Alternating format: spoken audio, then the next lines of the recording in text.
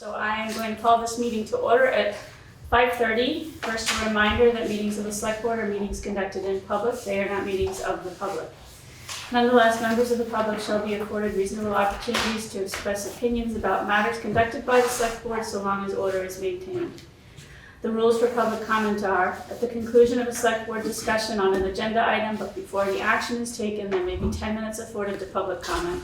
Comments made by the public must be addressed to the chair or to the Select Board as a whole, and not to any individual members of the Select Board or members of the public.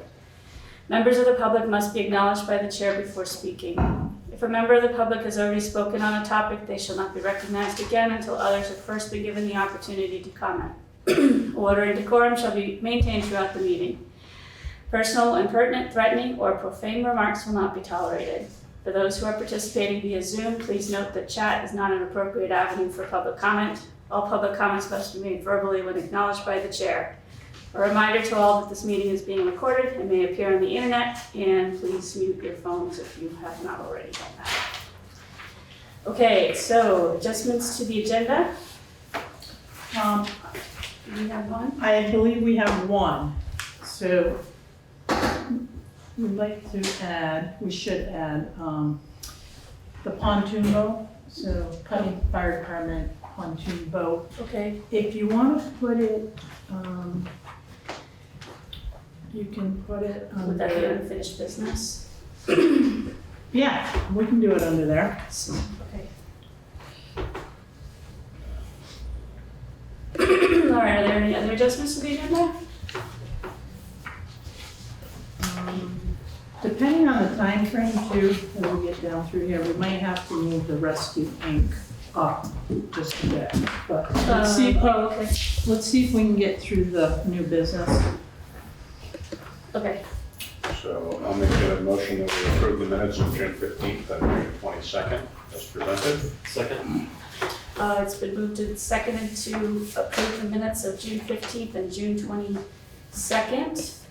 Are there? Actually, it occurs to me that I wasn't present for the entire meeting on the 22nd. Oh, okay. So does somebody else? I'll make a motion that we approve the minutes of June 15th. Okay. Second. So it's been moved and seconded to approve the minutes of June 15th. Are there any changes to these minutes? I don't remember seeing anything that jumped out at me. All right. There's no changes. All in favor? Aye. Aye. Does somebody want to make a motion for the June 22nd? I'll make a motion to accept the minutes of June 22nd. Do I have a second? Okay, it's been moved and seconded to approve the minutes of June 22nd, 2022. Are there any changes to this one? Yeah. Just under accountability was determined for categories of things. Mm-hmm. I don't think I was responsible for priorities. You wanted communication, right? Yes, communication Okay. and, yeah. Come on, Peg. And I thought, oh my gosh, that's a big long list. But we did give Josh all other, just wanted to Yes. say that. Because he wasn't there. Yeah. I was there for half an hour. Don't know what happened after I left. Everything. All right. I'll make that correction. Okay, Thanks. so, are there any other changes? Okay, all in favor with the changes? Aye. Aye. And I'll abstain. abstain. Okay. So, warrants to the I'll treasurer. make a motion that we approve and execute the warrants to the treasurer upon completion of review. Second. It's been moved and seconded to approve and execute the warrants to the treasurer upon completion of review. Karen? So check warrant for payroll dated July 1st, 2022 in the amount of $22,166.37. There's 2 weeks of lifeguards on this warrant, so this is the first for the summer lifeguards. Okay.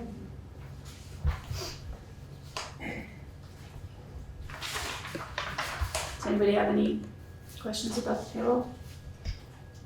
Okay, hearing none, let's move on. Accounts payable warrant dated June 18 through July 1st, 2022, in the amount of $46,985.72. So there are some invoices on this warrant that are for next fiscal year's budget. Okay. But it's small, because the last one was fairly large. But we tried to collect all the invoices for this fiscal year. There may be a few that'll trickle in, this in July, but Right. there shouldn't be many. Okay.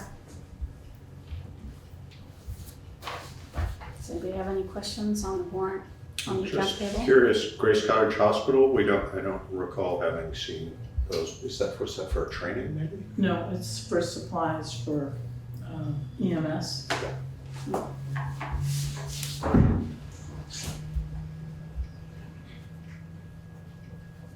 I got. Any other questions? Okay, hearing none, all in favor? Aye. Okay, so the next thing is public comment on items not on the agenda. And before we move it to the public, I just wanted to acknowledge the Supreme Court ruling last week by reading the statement from the governor. This is the statement from Governor Phil Scott on Supreme Court ruling, June 24th, 2022. Governor Phil Scott today issued the following statement in response to the Supreme Court decision in Dobbs versus Jackson's Women's Health Organization. I know many Vermonters like me are deeply disappointed following today's decision by the Supreme Court, as this decision rolls back a federal right that women have had for decades. It's important to note a woman's right to choose is a principle we will uphold in Vermont, and we, in fact, have prepared for this unfortunate outcome.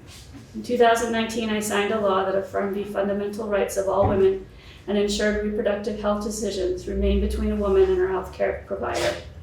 That does not change with this ruling. Additionally, in November, Vermonters will be able to further solidify this action with a constitutional amendment on the ballot. As I have said, I will be voting for that amendment, and I encourage Vermonters to stand up for the rights of women and do the same. To that end, in the coming days, I will formally provide public notice to Vermonters, as required by the Vermont Constitution and state statute, that Proposal 5, a proposed amendment to the Vermont Constitution, passed by the General Assembly, will appear on the November general election ballot. Further, I call on Congress to immediately work to codify the right to choose for all Americans, as we have done for Vermonters. And I just want to follow that up by saying that I think that it has become abundantly clear, if it was not clear already, that state borders matter and that local politics matter. And there is a primary coming up, and I really hope that everyone takes the time to really look at the candidates, register to vote if you haven't already, and go to the ballot box in August and in November. This is important. It's always been important, but I think it's been made abundantly clear that it is very important. And that's all I wanted to say. Is there public comment online? Mr. Fairman. Mr. Fairman, you're muted. Oh, begging your pardon. Yes, thank you. Something to say, Madam Chair, that while I certainly appreciate your sentiment, I would suggest that it is in no way within the purview of the Town of Putney Select Board, individually or collectively, to comment on politics at a higher level, because in doing so, you are electioneering, and that certainly is not your job. Thank you. Is there public comment in the room? Swift. Hi, Swift Everdy, and just sharing an event that's happening on Sunday for those that are wanting to come together in solidarity and grief. Sunday at the Putney Tavern lawn from 3 to 5. There'll be speakers and just a gathering to come together in this transitional moment. And just sharing that I think that in the same way that Governor Scott made a statement on this, exemplifying his values and the way that he is putting that forward for the state of Vermont, the select board could choose, and I don't know the legal pieces behind it, but can choose to put that together in the place of showing that these are the values of your constituents and of you. So thank you for that statement. Is there any discussion on the board? Is there further comment online? Jonathan? Hi, I just want to share that absentee balloting for the August 9th primary is ahead of where we were in 2020 and 2018. The numbers are bigger. If you need an absentee ballot, please reach out. PutneyVT.org is probably the best way, or you can reach me by phone, 802-387-582. I'm optional. For the general election in November, the Secretary of State's office will be mailing all active non-challenged voters a ballot. So go on to your My Voter page, update your information, make sure that your information is correct. If you have a child who's going off to college, for example, make sure that we have a good mailing address for them. And I agree with Chairman Shute that we need to vote. John, could when you were saying the contact information for people to contact you, you broke up a little bit. Maybe you could just do that. I use consolidated at home. I apologize. So it's clerk@putneyvt.org or 802-387-5862, option 3. And you can also, there's an election tab under the town clerk portion on the town's website with all of this information, sample ballots, lots of useful information there. Okay, thank you. Is there any other public comment in the room? Is there public comment online? Any other discussion on the board? Okay, hearing none. Town manager's report. So I want to report that paving is occurring this week on Priest Road, Houghton Brook Road, and East Putney Falls Road. Hopefully it'll be done this week. Priest Drive. Priest Drive.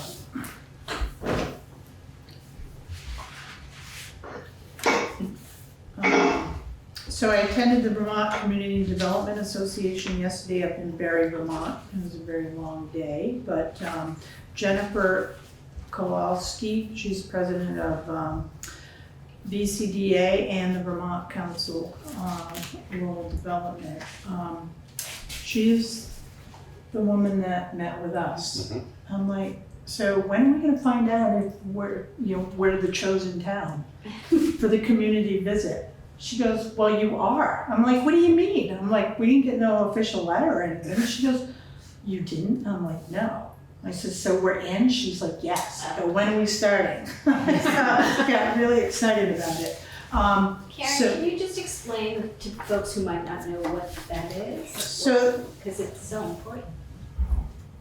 the community visit is strategic planning, and it's hopefully 100% community engagement for where you want to see Putney in the future. So they've done this throughout the state. They've done a lot up in the northern part of the state, and Rockingham was done, and I think they did Guilford and Vernon one year, but it's been a while since they've been in the southern part of the state. And they invited us, we wrote the letter, and now they're gonna come work with us. So what's gonna happen is a steering committee is gonna be put together, some folks from their organization and people in the community. But October is when we're gonna start really getting into the nitty-gritty, and it will last through January. So the timing might not be the best because we'll be doing the budget and getting ready for town meeting and January is a busy month for the select board, but that's all good news. So the topic of the spring conference was addressing the Vermont housing challenge. We are not the only town in the state that is struggling. So Department of Housing and Community Development, the Vermont Housing Finance Agency, USDA Rural Development, Vermont Department of Housing and Community Development, Agency of Commerce and Community Development, and the Housing and Conservation Board were all at this conference. So they had a whole panel, and there is so much money that's gonna funnel through the state, and they're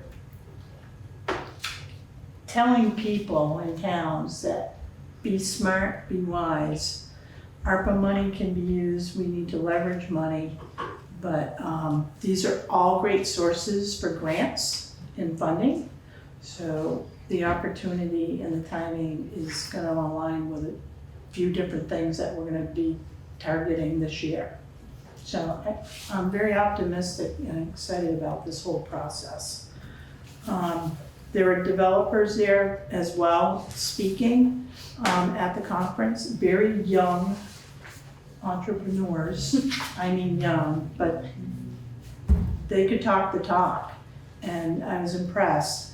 But I was sitting with a developer too out of New Hampshire, so it was all interesting stuff. So I did get a lot of takeaways, but I haven't had time to type them up, so I'll bring them to the next meeting for the board. I'm also gonna bring it to the housing committee. This is another thing too, language is very important, and losing words like affordable is probably gonna be a good thing, because there is a housing gap, and right now it's middle class. And people are starting to learn what the key words are. And these people are gonna be helping a lot of municipalities sort through it all. But it's gonna be a lot of work, it's not gonna be easy, but if Putney really wants to see development and economic growth and all the other stuff that goes into rural towns, you need to be paying attention. So Alice, So, Karen, can I ask you a question? take your questions for later, Jill. So tell me, who should be paying attention? Like, who are the people who should be paying most attention to this? Like the housing No, the community. We all, as a community, can be engaged in all of these processes, okay? Whether you're on the housing committee, whether you're on the planning commission, you know, just going and doing the Vermont Council of Rural Development strategic plan.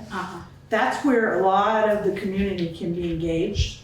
And not only just the community, but businesses and private schools, very important, because they're all looking for housing. They talked about it up there yesterday.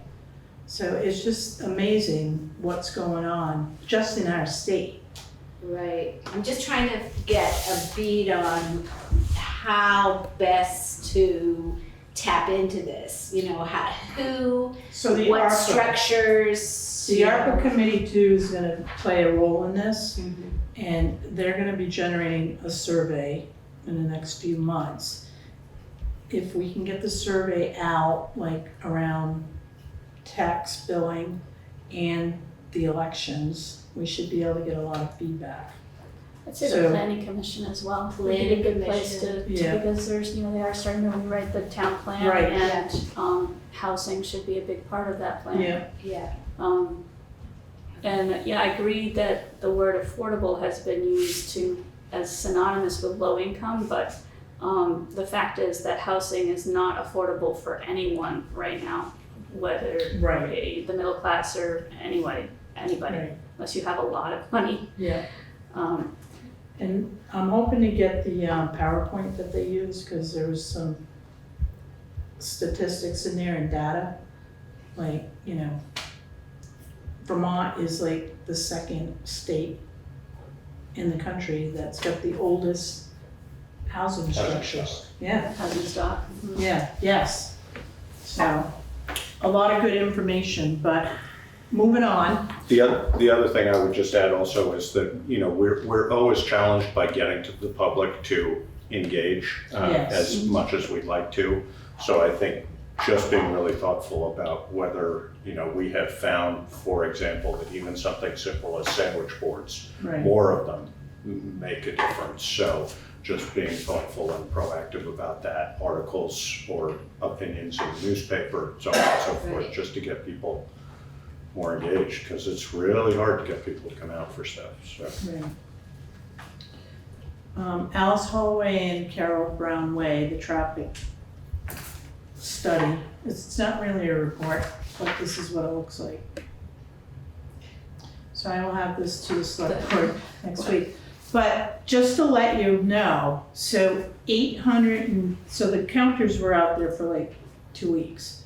838 vehicles entered Carol Brown Way from Route 5, all right? Okay. So 361 vehicles went straight through to Old Route 5. Uh-huh. 448 cars used Alice Holloway. So 80, and out of that, 84 came off of Old Route 5. So, so it's almost even, Carol Brown and Alice Holloway. And I don't know how many bikes yet, so when I get the At least one. yeah, I know. That's why I brought it up. But anyways, only 35 cars entered Alice Holloway from Route 5. Yeah, that's That's not, Yeah. I never do that. Yep. sort of an oddball. Yeah. So, interesting numbers, but I'll pull that all together. You'll have it in the next meeting. That's the one right across from the fire station, Yes. Yes. that intersection. Public announcement regarding Rescue Inc. We do have a 3-year contract with Rescue Incorporated right now. So we're tied to them for 3 years. So these nice looking brochures apparently were mailed to the community. I see Mr. Martin and Mr. Vanella on here. Did you see that, Eric? I did. Yeah. So we are contracted with Rescue. This is some sort of like membership application. So it has nothing to do with the town. I just want to state that. This did not come from the town of Putney. So if anyone has questions, they should ask Rescue. And this is a subscription service. They send these out, Right. annually. This is a request. It's essentially an invitation to participate in services that they provide beyond what they provide to the town and or to help with supporting rescuing. But this is, as long as I can remember, they've sent these out every year. This is a standard annual thing. Well, is it Helps for transports. Exactly, transports people who need increased assistance for various reasons. We'll also say even emergency transports. I think so, if you're uninsured. I can't remember the details, but Okay. it gives you, essentially it gives you an enhanced service if you need it, but it's not required in order to get the services we Right. are contracted with. Heather, did you have a clarification? Yeah, just clarification. The subscription to Rescue provides you 3, I think, coverages for emergency transport from the town. That is not covered by your insurance. So 3 transports from home to hospital, 3 transports from hospital to tertiary care, Dartmouth, Massachusetts, things like that. As well as it covers you anything beyond what your insurance doesn't cover. This is Rescue Inc. This is Yeah. rescue. This is the basic contractual arrangement. No, No. that's the subscription. Some In people other have words, been you- getting these, and I think there was some confusion over, do you have to fill this out in order to get any service at all? Right. But we are contracted with Rescue Inc., and this is just for additional services. Well, do the people in town know what the basic services are that are covered by Rescue? they can certainly. They can check it out, yeah. No, this is also, this is a component of, at least historically, many years ago, when I worked with rescue, this is a component of their, it's essentially fundraising, and it's an enhanced service, but it also supports them financially. It's sort of like an added insurance plan kind of thing. But it definitely is a not insignificant chunk of their income annually, and it's a good thing to support, especially if you are in a circumstance where you're likely to have increased need for services. Then it's a valuable investment per se, but it also supports rescue. Well, how do you determine whether or not you need this? Based on your personal. It's a personal thing. Yeah, It's a personal desire, and or it's being supportive. I mean, if you can Okay. afford to, I would encourage people to subscribe because it supports Rescue Inc. in all their endeavors. But I think it also, if you are somebody who is potentially underinsured or is going to have a need for increased services this year, then it's probably a good investment as well. Okay. So. Yeah, I did get one of these, but I didn't understand what it was all about. I thought, well, the town is signing a contract with rescue. Why do I need this? But I'll think about it. Yep. If I You wanna could, pass gap this around to the insurance group? part. Yeah. Good. Gap insurance is another word for it. Yes. Ah, okay. I think we're done with that topic. Thank you. Second public announcement regarding the man with the explicit Biden flag and AK rifle strapped to his side. A lot of phone calls, a lot of nervous people in town. I'm with you. I spoke to Windham County Sheriff's Office, Paul Cimitero today, he's the captain. They are well aware of this person. The state police are well aware, and both departments are monitoring this person. The gist of it is people can carry in Vermont and they can display explicit messages. As long as there are no threats, the person is not violating any laws. We do have presence. The sheriff's department has been in town more frequently. I left town at 7:30 last night, and there were 2 officers parked over by the fire station. They are well aware of the situation, and I will stay in contact with the department. Am I right in remembering that this would be the same person who had similar activities about a year ago?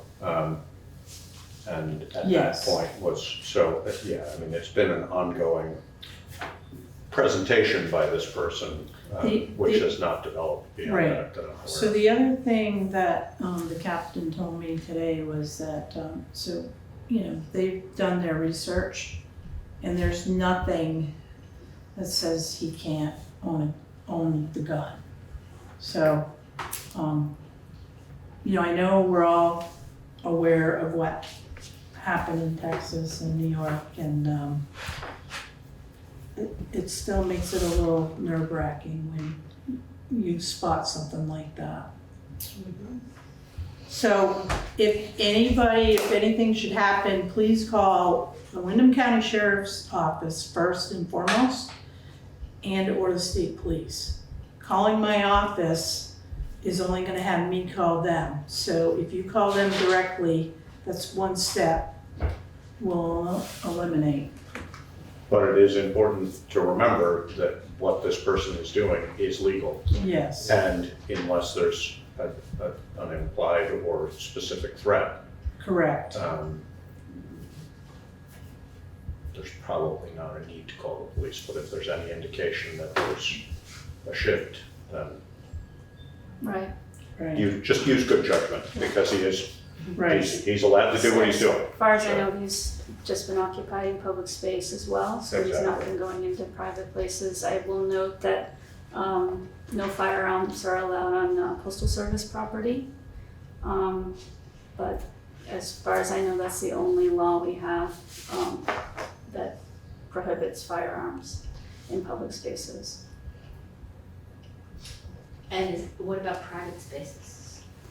Well, I presume somebody can't come into your house No, with a but, gun. Or the co-op, Yeah. I believe the co-op could ask them to, leave or something like that. I'm not picking on the co-op, but, Yeah. yeah, I don't believe you have the right to go into somebody's private business and if they ask you to leave. Mm-hmm. I mean, they have signs that say masks or no masks, they have, no smoking or whatever it is, that people have the right to say no dogs or dogs, I think they have the right to say Have to wear a no shirt. guns, have to wear No a shirt, shoes, no service. right? So flowers and American flags. So, these flower boxes were purchased by the general store. They're right on the corner by our sidewalk. Great idea, village in Putney here. I mean, I wish we could see more of this. The G store did ask if the town wanted to purchase some of these flower boxes and put them on the island. They would take care of them. So I think it's a great idea. On the island on Kimball Hill? On Kimball Hill. Yeah. Yeah. Is there grass on that? No. No, So it's just. it's pavement, but we could fit a round barrel like that. Sure. And make it look consistent, but I think that would be a great idea. I'm guessing they would get knocked off of there quickly by people backing out of the general store. oh, maybe, But, yeah. I don't mind putting one out here in front of the town hall. Yeah. So, and maybe people will, the library. Yeah. So. And as far as the flags, I did, look up prices, but they're about another $500. So we spent $1,500 like 3 years ago for 30 flags. It's now between $2,100 and $2,200. And those are all gone, the ones we purchased? Yes. And the pole's still there for the hardware? The That's just hardware is flags. still on the pole. Yep. Um, What about the flag? no, Those got thrown away too. yeah. The odd thing about those, Eric, they were heavy duty, Mhm. but a lot of them snapped. Huh. And I know a lot of the flags dropped to the ground, which was unfortunate too. So I think we should really look at a good pole with a flag. The other thing too, the American flag right now, 3x5s are on back order, so we don't even know when they're gonna come through. Brattleboro has a group, it might be a downtown group. They do a lot of fundraising for all their flowers. So that's how they beautify Brattleboro. It's a lot bigger, I get that. They have a ton of flowers, they look gorgeous every year, but people maintain them. So I think if the community wanted to put flowers out and we just took care of our own, spot, I think it would be great. But to have somebody doing all of it is a big ask. I know the Business Alliance did do that. And it was only 2 people. And that was a lot of work. That was like 3 years ago also. So, they're all good ideas, but we need help. We need people power. So that's all I have. Okay. Is there public comment online about the town manager's report? Is there public comment in the room? Okay, hearing none, let's move on to select board items, new business, the first one of which is the grand list errors and omissions. We have the listers here. Would you like us to speak to that? Yes, please. Errors and omissions, things that come up after the grand list is lodged and it no longer belongs to the listers. Changes other than current use updates and homestead declaration updates. We have to go through the select board Typically, they involve money. The first one of these that's on yours, it has to do with a mislabeled E911 address, and typically we would leave it, but both properties, two properties owned by the same people, not contiguous, are both being sold to separate owners, and the attorneys wanted to be sure that they're almost the same size also, that the property description and parcel number and everything was correct, and we determined that the E911 address, 0 East Putney Falls and 0 Cemetery Road, were assigned to the wrong parcels, which was the problem. So if it had been 2 weeks sooner, we would have done it, but it was after we launched the grand list, so we're asking you to sign off on that change. And the other one is a mailing address that we hadn't fixed when we should have, and we would typically leave that, but since we have something in front of you anyway, we added that one. So no value change to anything. It's just a couple of administrative changes. So I'll make a motion that we accept the recommendation of the Lister's office to approve the errors and omissions certificate as presented. Second. It's been moved and seconded to accept the errors and omission certificate from the Lister's office. Is there discussion among the board? Is there any public comment online? Is there any public comment in the room? Hearing none, all in favor? Aye. All right, that was easy. Next is townwide reappraisal discussion. Okay, so we have a common level of assessment that is a 3-year moving average percentage of our assessment values compared to sale prices. When it gets to be out of whack by more than 15%, either above or below, the state will mandate a townwide reappraisal. Our last townwide reappraisal was 2014. Currently, our CLA is almost 94. Last year, it was almost 97. They'll tell us in December, but it looks like we are going to be 84, 85, somewhere in there. Likely to be mandated in December. So we are, and then in 2023, because sales have been going through the roof, we're guessing that it'll be 70 or 75 or something like that. So if we don't get mandated this year, we definitely will next year.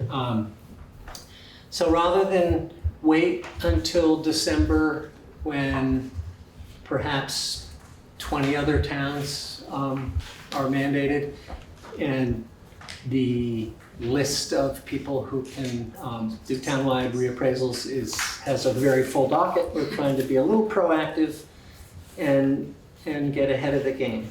At last time I checked, the lead time was 3 years for townwide reappraisal.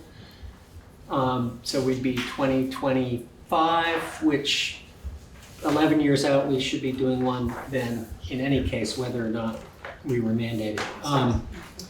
So every year the state gives $8.50 a parcel to go towards the cost of reappraisal, and another $1 per parcel for the listers' help with completing the sales study. So currently there's $80,339 in the reappraisal account that's been accumulating since 2014. The last time I checked, the estimated cost was about $100 a parcel, and right now we have 1,154 active parcels. So $110,000-ish for a townwide reappraisal.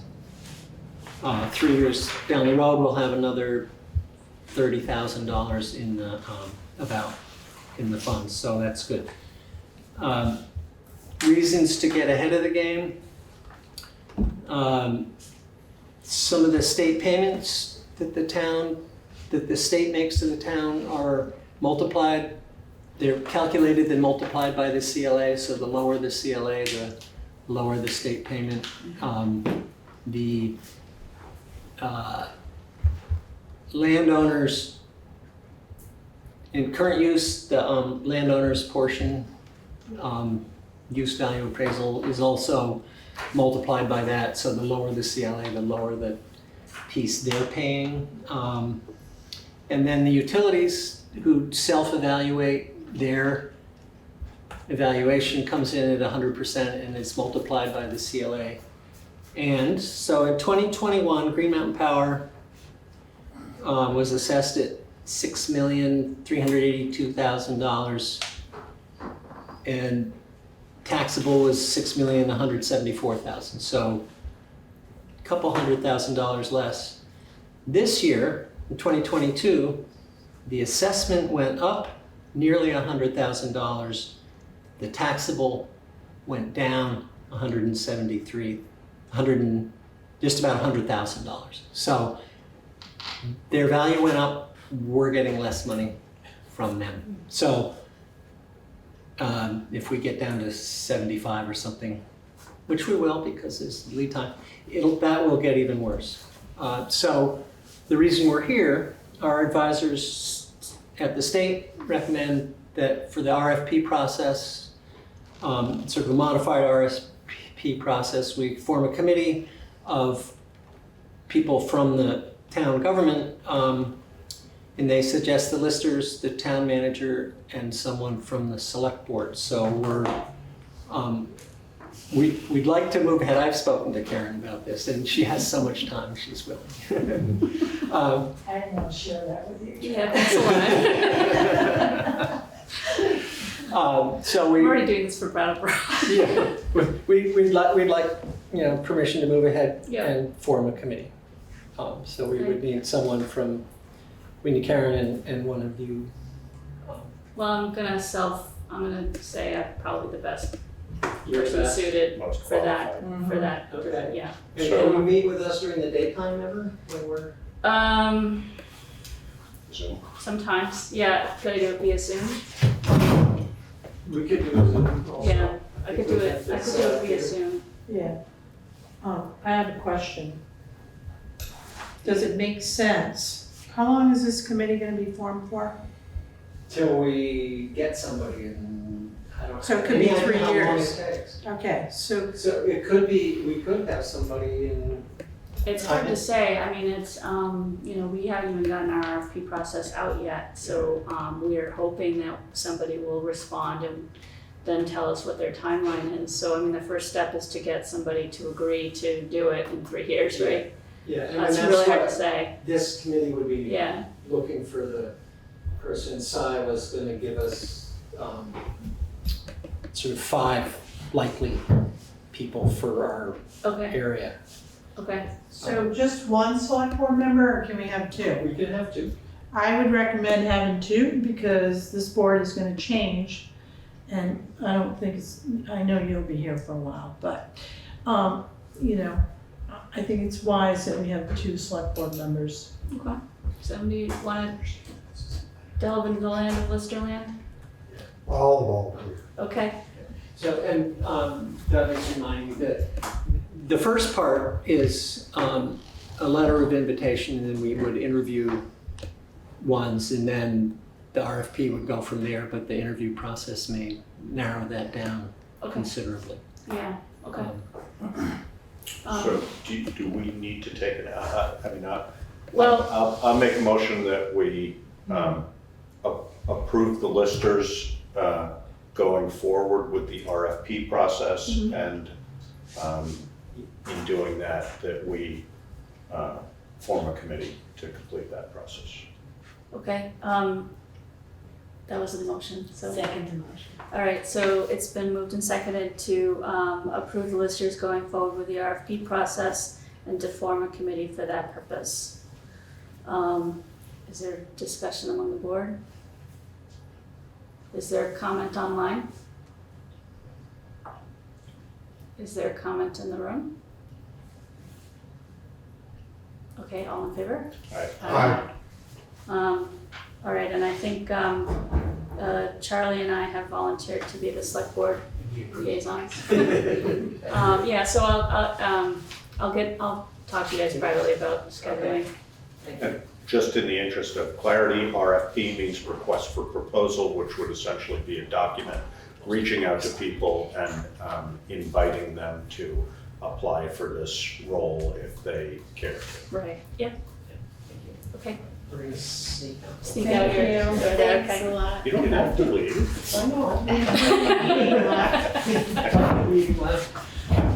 Thank you all. See Thank you. Failing on us. Are they, the three of them are all of our listeners? Yes. Could actually 1 minute, 1 minute. Sorry, Could let you me quite just it out. introduce yourselves? Oh, Because sure. I don't know we do. I'm Jordy Heller. Okay, you're Jordy Heller, I'm Jordy okay. Heller. I know the names, what, Kurt Lynch. Kurt Lynch, okay. Doug Harlow. Doug Harlow, okay, great. These are all names I know, but I don't have faces. That's Peg I'm Allred, Peg and this is Allred. Charlie Robichak. They're our newest members. Great, thank you so much. Thank you. Have a good night. Thanks. You all too. Do we want to move the rescue ink forward? Sure. Only because I know at Maybe least only one one. person has somewhere to be. Okay, yeah, so do we want to move that up to now? Sure, because everything else is kind of like town. Okay. All right, so, so we are going to move the Rescue Inc. town representative appointments up, to now.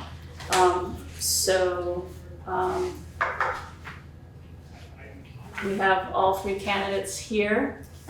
Somebody want to, Is it right that Mr. Fairman has removed himself from? he hasn't publicly said that. Mr. Fairman, are you remaining a candidate for appointment to the Rescuing Board? You're on mute if you're talking. Apologies, I was doing what people do when they're on Zoom. I was doing other chores while listening to you folks on headphones. Oh, no. So I guess you can hear me now. Yes. Okay. I'm going to start by reading to you an email message that I sent to Rescue Inc. Chair Kathleen Hage, dated June 22nd. Ms. Hage, thank you for inviting me to the Rescue Inc. Board of Trustees meeting on Tuesday, June 21st, 2022. As a trustee of any organization, I am personally liable for my performance of fiduciary duties, one of which entails recognizing that the organization is endangered and acting prudently to protect it. At the meeting, I learned that no one believes Rescue Inc., a fundamentally essential public service, to be endangered by the town of Brattleboro's exit. My decades of professional and civic experience and Rescue Inc.'s public IRS Form 990 statements tell me otherwise. If I became a Town of Putney Rescue Inc. trustee, I inevitably would be challenging your leadership in fulfillment of my fiduciary duties while incurring personal liability for any adverse outcome. I therefore, at the Town of Putney Select Board's next regular meeting on Wednesday, June 29th, 2022, shall publicly withdraw, for reasons stated above, my candidacy to be Town of Putney Rescue Inc. trustee. Now, I should share a little bit of Ms. Hedges' almost immediate reply, which she copied to a bunch of people, so I'm sure the word is right out there. I quote, while I am not at liberty to share Rescue's future plans, I am confident that ongoing changes to our business model will result in the continued success of the agency. I am equally confident that we have the necessary financial resources to transition to this new model while continuing the same level of care for the remaining towns that we have for the last 56 years. She then continues, our revenue comes from varied sources, not all of which are impacted by Brattleboro's decision. Now, what one does in such situations, if one is conducting appropriate financial analysis, is one says, okay, I'm going to see if I can prove your proposition that you have other sources of revenue that are not impacted by Brattleboro's decision. I have now analyzed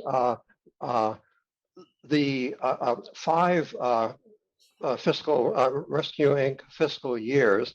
I'm trying to get the latest one, which the IRS says they must give me, but they're making it kind of difficult. It's a PDF, so they can email it to me, but they are refusing to do it.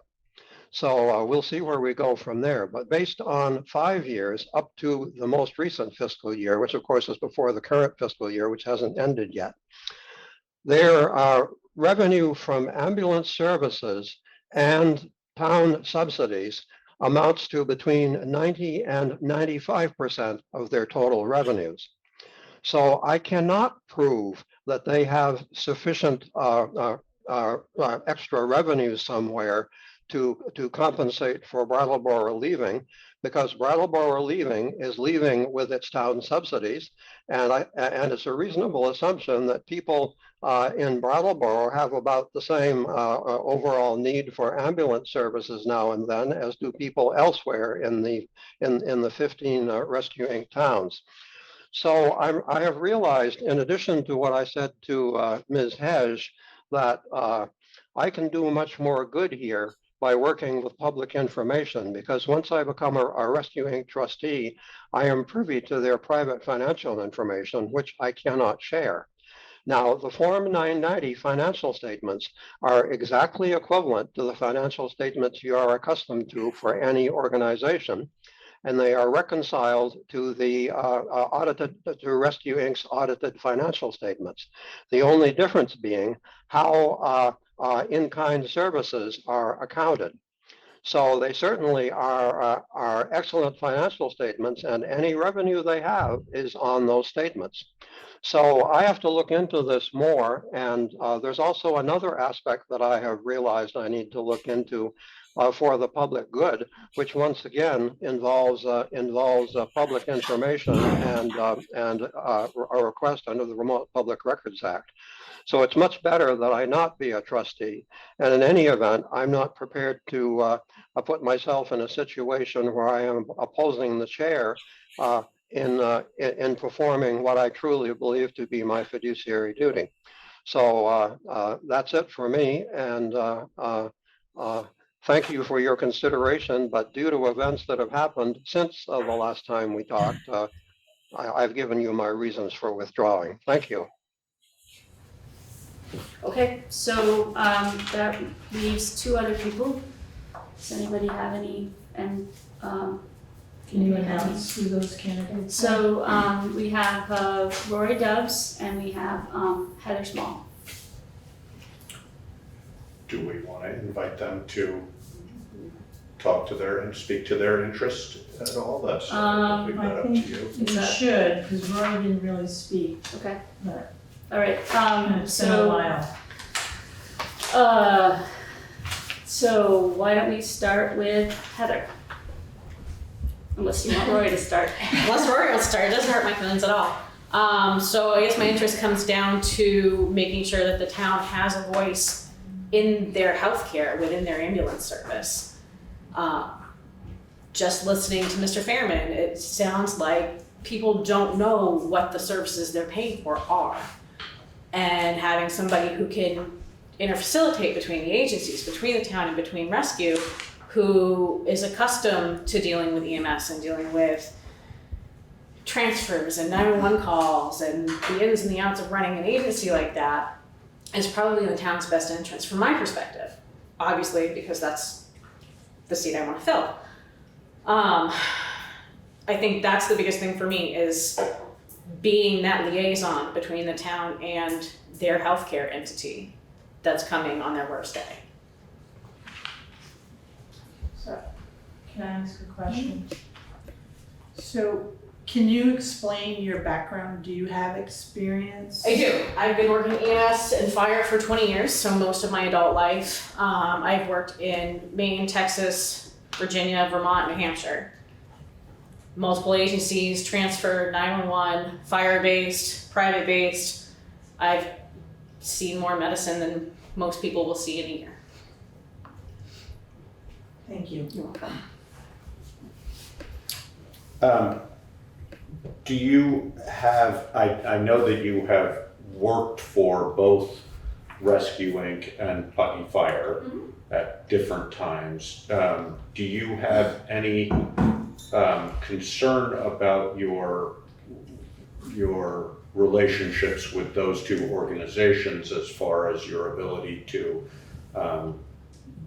be a good liaison in that role? I don't think so. I think my integrity is above and beyond reproach. I think when it comes to work, it comes to work, and other issues get dealt with at other times.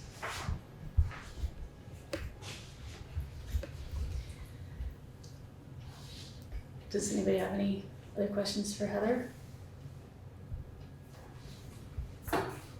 Okay, Rory, I guess you're up. Do you have some statement? Hi, can you hear me? Yep. I wasn't planning on saying anything. Sorry. I guess it's a little off the top of my head. But I'm very entrenched in, I guess, the EMS in this area. I'm an active member of the fire department, and I'm an active member of the technical rescue team, which is a volunteer position at Rescue Inc. And I kind of came to the realization that as someone who has a foot in both areas, I'm pretty uniquely situated to see what is going on in the town of Putney and see what is going on at Rescue Inc. So I have a pretty clear picture of how things are going. I think that with all the uncertainty, especially around Brattleboro leaving, as Heather said, it is important to have someone who is sort of well versed in the EMS world step into the role and ensure that Putney continues to receive the service that it should. Okay. And you said, so I did get clarification from Kathy that being a member of the technical service team, you're a volunteer, is not a conflict of interest. But I believe she also said that because you're on the technical service volunteer team, you could be a trustee in that respect as well, right? Yeah. I'd like to speak So- to that though, because I think,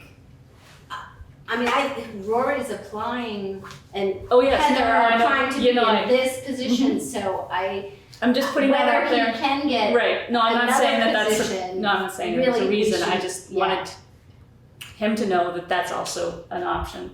Well, It's an option. and I think we could, yes, it is an Oh option yeah, for this is an both. option for both. I do think also it wouldn't be unreasonable for us, Peg, I hear what you're saying, but, more representation is better. If either one of these candidates wanted to, at this time, say, Kathy was pretty clear with us that there are a number of openings, so it would seem likely that somebody who's active in EMS would be a viable candidate. Rory, I don't know what the affiliation boundaries are on that. Rory is clearly an affiliate through Putney, which is an affiliate of Rescue Inc., which would absolutely make him, from what I understood, would make him eligible. Mhm. I don't know whether that's the case for Heather. I don't know currently, are you working with anybody who has an affiliation with Rescue Inc.? No, I work for 2 fire departments in New Hampshire. So, if Rory were interested in putting off his application for candidacy through this and exploring that avenue, I don't think it would be unreasonable for us to invite him to do that. But it shouldn't rule him out as a candidate for this either, so. Right. Right, No. well, to me, they're 2 different jobs. To be a representative of the town to the board, or to be a volunteer, a representative of the volunteer. Yeah, And my understanding from our meeting 2 weeks ago was that what the position he's eligible for is as a a rescue volunteer, that they have certain Correct. positions available for Yeah. rescue volunteers. I just think they're two different jobs, and I think that we should look at the job that we have in front of us. And yeah, that's my opinion. Okay, good. Mr. Fairman had his hand up. Do you still have your hand up? I guess, did you want to say something, Mr. Fairman?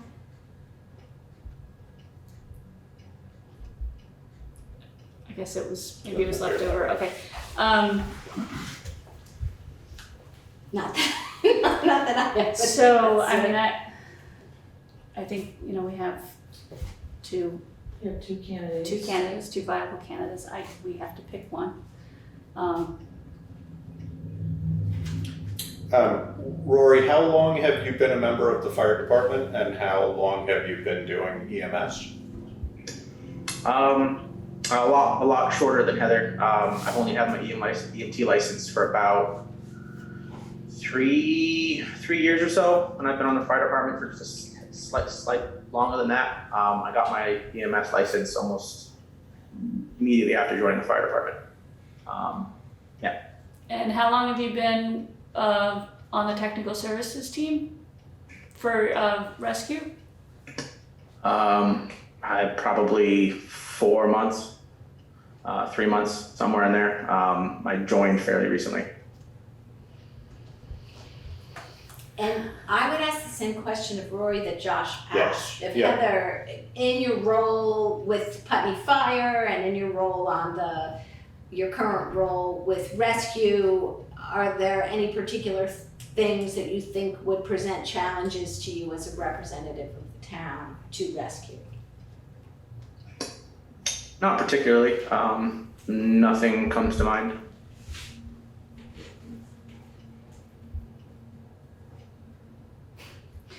I mean, I can see two ways here.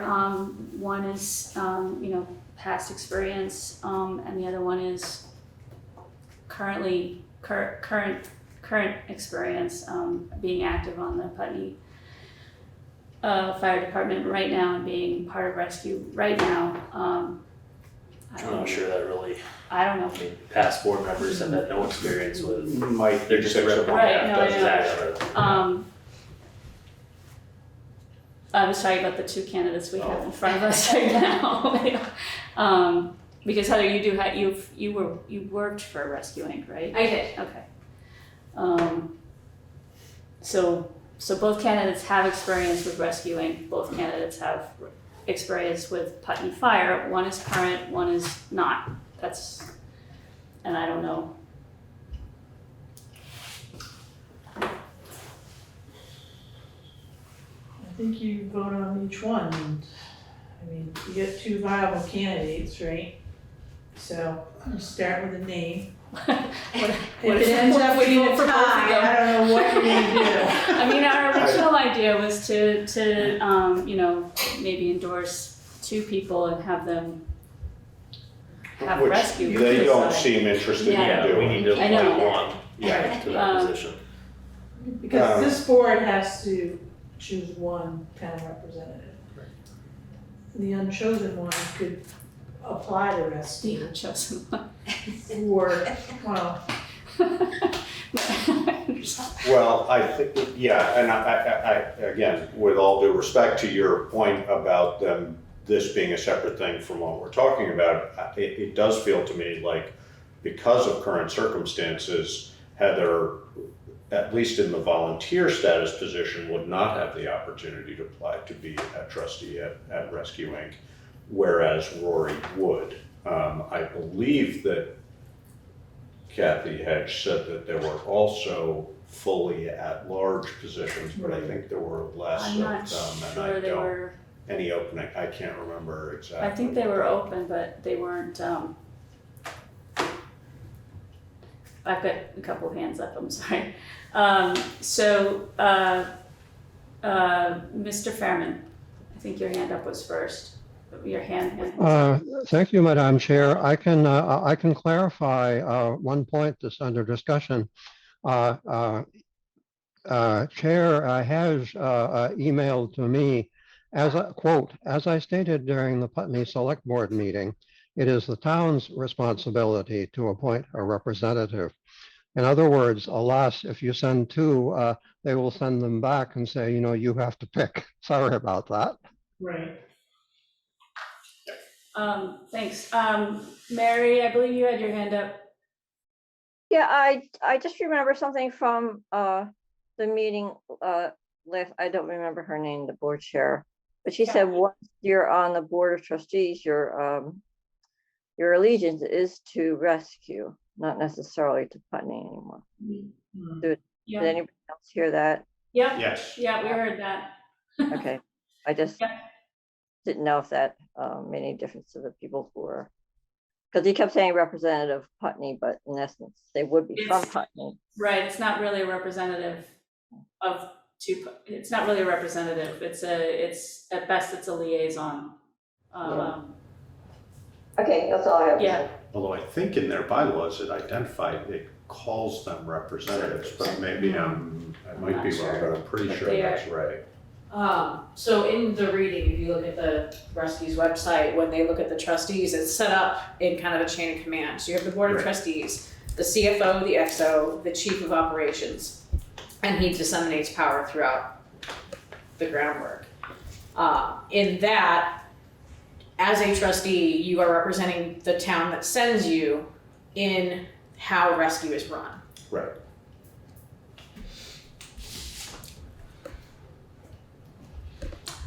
Rory, you have your hand up? Yes, you know, my interests sort of solely lie with the town of Putney. You know, while I definitely sort of assist other towns through my affiliation with the rescue, you know, my interest in the position on the board of trustees is mainly through and for Putney. Outside of that, you know, any discussion about, you know, potentially applying their board through other means isn't something that ever really crossed my mind. You know, I'm looking to help Putney out and not apply for a position in any other way.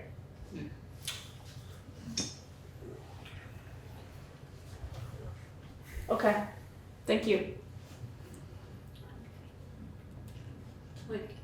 Does anybody have Make a motion. an opinion? We appoint Heather Small to the rescuing board. I'll second that. Okay, it's been moved and seconded to appoint Heather Small to the rescuing board. Is there discussion among the board? The only discussion is that we have two great candidates, and Yes. that's two viable candidates, and that's all. It's the only discussion I want to say is that if we approve Heather as the representative, that it in no way Reflects on Rory, that he wouldn't be also an excellent candidate, so. No, I'm thank you for pointing that out, and I would say the one reason I perhaps would lean towards Heather would be length of experience, and not, you know, Rory, no due disrespect at all, and 3 years is a long time in EMS, but 20 years in EMS is a really long time, and I think that's helpful. It also would occur to me that experience in various different departments would give you a broader perspective on challenges and financial realities and things like that. So. Okay, is there any other discussion among the board? Is there public comment in the room? There's only one person in the room. Do you have anything else to say? I'll sit here patiently. Okay, is there any comment online? All right, hearing none. All in favor? Aye. Aye. Aye. Abstain. Okay. Aye. Okay, so four and one abstention. And I would just comment after the fact that, Rory, I totally hear what you're saying. Well, one, as Peg already said, thank you for your interest and your willingness. as you said, you know, your sort of allegiance is to the town of Putney. I do think that as a volunteer board member, you know, anybody, it's probably not technically a representative board, but it's always helpful to have perspectives from different local areas. So I would encourage you to consider that, and you know, that's obviously completely up to you, but I do think, sounds like Rescue Inc. is looking for board members, and being a board member of a number of different things, I'm aware that good board members are hard to come by, and it's great when people step up for it, so something to think about. Right, and I want to say that there's lots of other boards I was and just gonna committees. Right here in Right here in town. If your commitment, Rory, is to Putney, I'm sure we can, let's talk. Because there's lots of other options in town too. Okay, so congratulations, Heather. Thank you. And let's move on back down to the Windham County Sheriff's Office annual contract, which is in our packet. So can we just step back a moment? So Yes. Do we? do I need to officially write a letter to Rescue or contact them? I guess probably a letter would be the right way to go. Just to notify them that, Yeah. and they do, I'm not sure, I like, mean, what did we do what have we done in the past? I don't know. Okay. send them on their way. Just show up at their You're on your doorstep. own. Yeah, no, I think notification would be Alright, appropriate, yeah, definitely. Okay. Okay. Back to the sheriff's contract. So this is contract for law enforcement services for fiscal year starting July 1st, 2022 through June 30, 2023. It is in the amount of $97,000, which was agreed on in our budget. That is an increase from this fiscal year. Our contract was $82,000, so $15,000 increase, but we knew this was coming. And just to remind the board that the sheriff's department for the last 2 years froze their contract at $82,000. So having it bump up 15,000. I understand they're fully staffed at this point too. Which is unusual. It's unusual. Yeah, good. And it sounds like they've got some experienced officers as well that came from other departments. They've already been through the academy, so. I think they're also moving their operation into Brattleboro. Yes. Through Old Ferry Road. Yes. Really? Yeah. I knew they were moving, I didn't It's, realize. I can't, it's Yeah, the it was old, in- it's well. What, to the It's the old old people? Yankee Yeah. office Yeah, building. Yeah, good. Yeah. Renault Brothers bought it and they sold it to the sheriff's office. The whole building? Yeah, the whole building. I think Allard Lumber is in there as well, so maybe, They're like the next. that parcel might be over. the next one. Yeah. So this contract will be for 167 hours a month. This past year, I've been monitoring the hours, and we have received a credit of almost $12,000 because they didn't provide the hours. So I had to really pay attention, but the sheriff's office was, they agreed, and there was no way they could provide those hours, so they did give us a credit.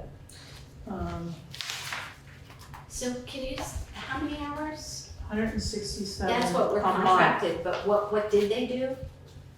That we got The credit. credit for? Like how many hours did we not get?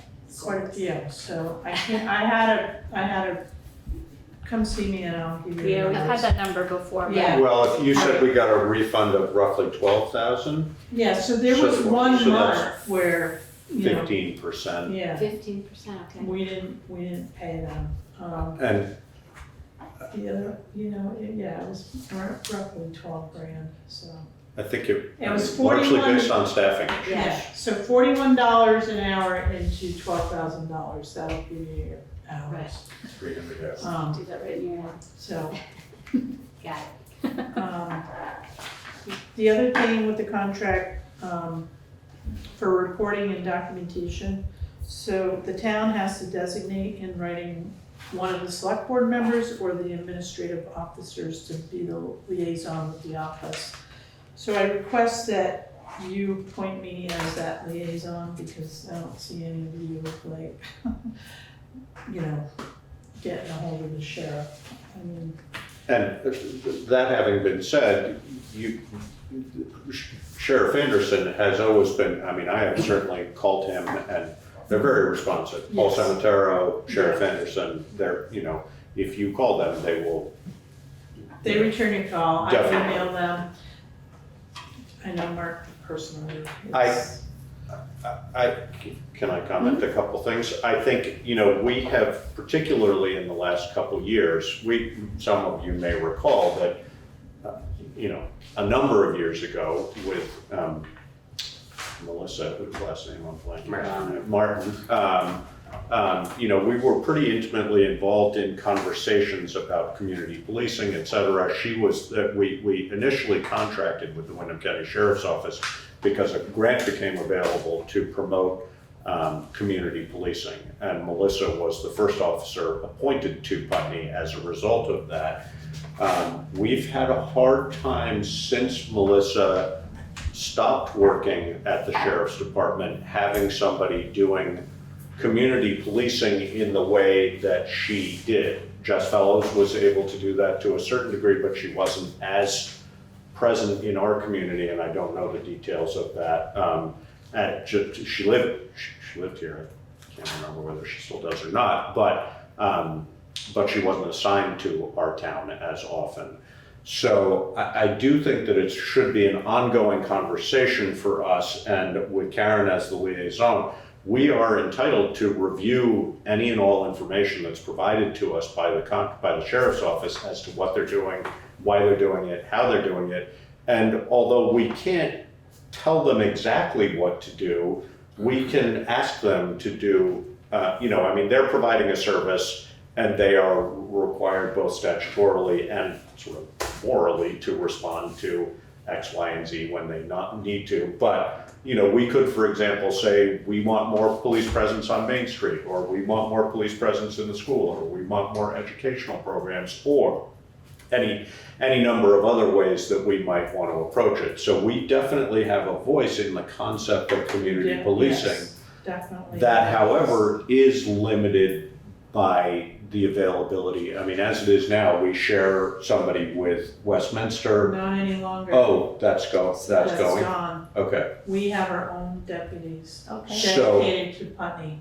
So one limiting factor with that, and it may help that they're fully staffed, but for a number of years that's been complicated by the fact that we've had one deputy assigned to Putney, but we've often had several deputies sort of bouncing back and forth to fill the time because one deputy couldn't do all the hours we needed to. Right. So, but we should continue to have that conversation with Sheriff Anderson and the department as to what we would like to see in our procedures for policing and what's important to us. And so I just wanted to let you guys know that we do have that voice and we can monitor it. So Karen, you said that there are dedicated deputies now, so are those actually one or two people that are assigned to Putney? So Deputy Jalava has been with the force for a few years now. He's usually our deputy. Everyone knows that Deputy Shepherd lives in town. Yeah. So I think they're moving, folks around too, so they get a better view of, municipalities, because they go straight out to like Windham and Londonderry and, but they mainly focus a person so that person gets to know the community. I can call the sheriff's department too.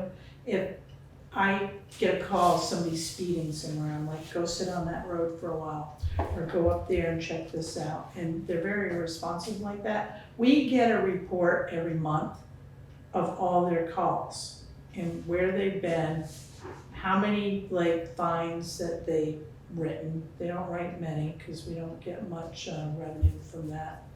But it's okay, it's never gonna pay for itself, but they're in the community, they're visible, so we do have a voice.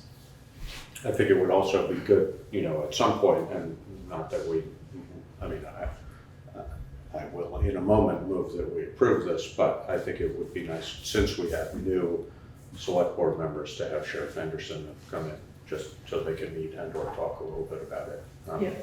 What the process is. Probably So, in the fall. I was gonna say. Yeah. When we get budget into season. budget season, we'll Budget have season. him come in. Yeah, And the sheriff reports are available where?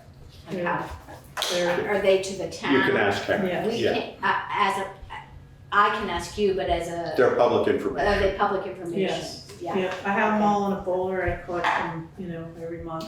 right, so if somebody else wanted to know Right. what the report was, they would just come to you as well, or go to the sheriff, is the sheriff You- on? No, Well- they should come just here. Yeah, For those general reports, if you have Right. specific requests, you can make a public records request, because any call they go Right. on in the town of Putney Right. is a matter of public record. okay, But Yes. they are not gonna put the details of that unless it's specifically requested. If it's an ongoing investigation, you're not gonna get details anyway. okay. So there are limitations, but Right, you can inquire with the sheriff's office if you have a Okay. specific question. Great, right. So I'll make a motion that we approve the contract for law enforcement services as presented for fiscal year 23-24. Is that right? 22-23, sorry. Right, And, signer? And designate Karen Astley as the signator for that.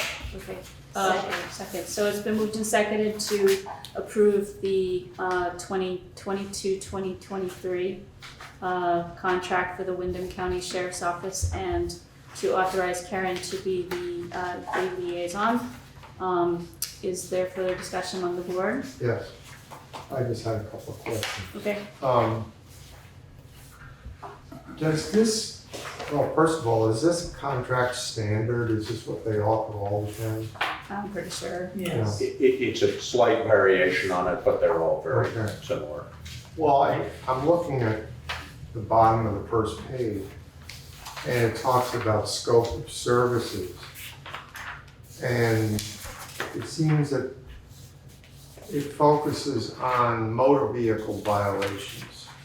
Although it says services shall include duties and functions, including but not limited to. And my question is, in the past and under this proposed contract, will the sheriff's office supply policing services above and beyond vehicle issues? In other words, if, you know, they get a call that there might be, you know, break-in or something like that, or is this just limited to vehicular violations? No, it depends on the hours of the day. We contract them for 40 hours a week. If they are on duty, they don't do weekends because they don't have the personnel unless that's shifted. That may shift, It so. may, but it currently, And I yeah, can tell you they're working nights. but not all night. No, I don't know what their schedule is. So, Yeah, I won't micromanage the sheriff's department. So I trust that, you know, that there are deputies on duty, we're getting the service that we're contracted for. Yeah, But you answered my next 3 questions. Go ahead. but Charlie, but when they are on duty in town, Yeah. they are the first responders to, if somebody has a burglary at their home, Right, and there's a Windham County Sheriff in town, they are gonna be the response and more than likely the first ones there. If there's a Vermont State Police officer who happens to be passing by your house, they may well be the first one that's there. In off hours, dispatch defaults to Vermont State Police. Okay. So that then, but their coverage area is big. right. So, you know, if you call at midnight on a Tuesday night and the closest officer is in Windham, it's gonna be a while before Right. somebody arrives there. Right. That's just the nature of where we live. But it's when their hours are on, they are the first response, they're the first dispatch. When they're not on, VSP is dispatched. Right. Has there ever been a situation in anybody's memory when something happened above and beyond the vehicular situation, when there was a response and it was satisfactorily carried out by the police? I mean, all the time. All the time. All the time. That's sort of common. I mean, they are really our They're police. responsive. They're our Yeah. police department. Okay. But when they're not on, VSP is the default. So, Okay. but it also, it's complicated by, has been very complicated by person power. It's also complicated by the nature of, I mean, for example, if it's a murder investigation, they don't do it. VSP Oh, right. does it. Right. If it's arson, the Vermont State Fire Right. Marshal does it. You know, there are a lot of different jurisdictional aspects to it, but they are the ones that are best equipped, especially the deputies who spend more time in our town, to have local relationships, know people who live in XYZ neighborhood and resolve, hopefully, peacefully disputes that might otherwise not be resolved. You know, I mean, they try their best to do community policing for us. Right. It's limited how much one can do in 40 hours a week. And the other part that's complicated, and part of the reason we don't see as many citations as we might, and this may shift also now that they have people, is because court time takes up a tremendous amount of time. So if we have citations being handed out, that's then tying up officers to follow up on court time, therefore they're not in our community. So it's all a balancing act as to what you get for Well, what. I appreciate that, because reading this, the things that you're talking about don't seem to be laid out Right. the way you just did. Clearly. But I'm just pleased that it Generally, happens. that's the way it Yeah, works. okay. Yeah. Are there other questions on the board? Mr. Fairman, you've got your hand up. Thank you, Madam Chair. First, Select Person Robichek has been demonstrating why we are lucky that he has joined our Select Board. I have three other points very briefly. First one is Select Person Laughlin ably mentioned some of the people who are involved in quote law enforcement unquote hereabouts, but he forgot the game wardens and the liquor inspectors, who are full-fledged law enforcement officers and deal within and deal exclusively within those areas. Actually, another one is Vermont DMV enforcement. That's still another one. We have perhaps way too many law enforcement agencies in Vermont. I don't know. Anyway, two brief questions as a matter of curiosity. The first one probably is to our town manager. How much does ticket revenue offset the cost of the sheriff's contract? Not even half, Mr. Fairman. The last 2 years, it's been low. Probably 3 years ago, if we net maybe 7,500 for the year, we're lucky. So not even a tenth is Right, a more Right. accurate. It's very small. very small. Part of that is because the state takes, basically when they issue a ticket, it goes to the state then collects revenue from it, and then we get a percentage of that revenue. Is that correct, Karen? That's always been my understanding. That is correct, and if it's a ticket on a state road or the state highway, We don't get we revenue. don't see that revenue at all. It goes directly to the state. And I would also just comment that part of that is also that we do not direct them to issue a lot of tickets. Some towns, I'm sure you have probably read, Mr. Fairman, that there are certain towns in Vermont that actually have very significant income from their local policing as a result of tickets being issued. That's a mixed bag for us. We have found over time that when we ask or when the sheriff's department issues more tickets, we tend to get more complaints Right. about the sheriffs issuing too many tickets. I don't have a whole lot of sympathy for the people who are complaining about that, but it's a balancing act for them as to their ability to collect income from it and their perceived presence in town and how it influences things. I do have just one other question. Yeah, go ahead. Okay, first I perhaps should comment, Select Person Laughlin is right. There are towns in Vermont, because this interests me, I'm able to name them. I'm not going to, but some of them realize nearly half their budget. Now, they're very small towns. Yes. But, you know, it can be lucrative. Anyway, my other question is, who sets the patrol schedule for our contract with the Windham County Sheriff's Department? Probably they do. They do. I think they do. We could request it to be different, and they would probably try to accommodate us. I think what they try to do is provide patrol in the hours that they perceive that we need it most. I don't think that always works out exactly that way, because as I'm sure you know, we can't predict when we need it most, but I think they try and do that as to the best of their ability. But not on weekends. But not on weekends. Well, it hasn't been. been due to person power, but it sounds like that may be changing. Thank you. Is there any other public comment online? Is there public comment in the room? Is there discussion on the select board? We have moved and seconded it, right? Yes. Okay. So, hearing none, all in favor? Aye. Aye. Okay, Windham County Sheriff's Office Annual Animal Control Officer Contract renewal. Same format, July 1st, 2022 through June 30th, 2023. Contract amount of $7,500. It's the same as this year. They have added hours, so 1,040 hours per year for animal control. Average is about 20 hours per week. So I did a quick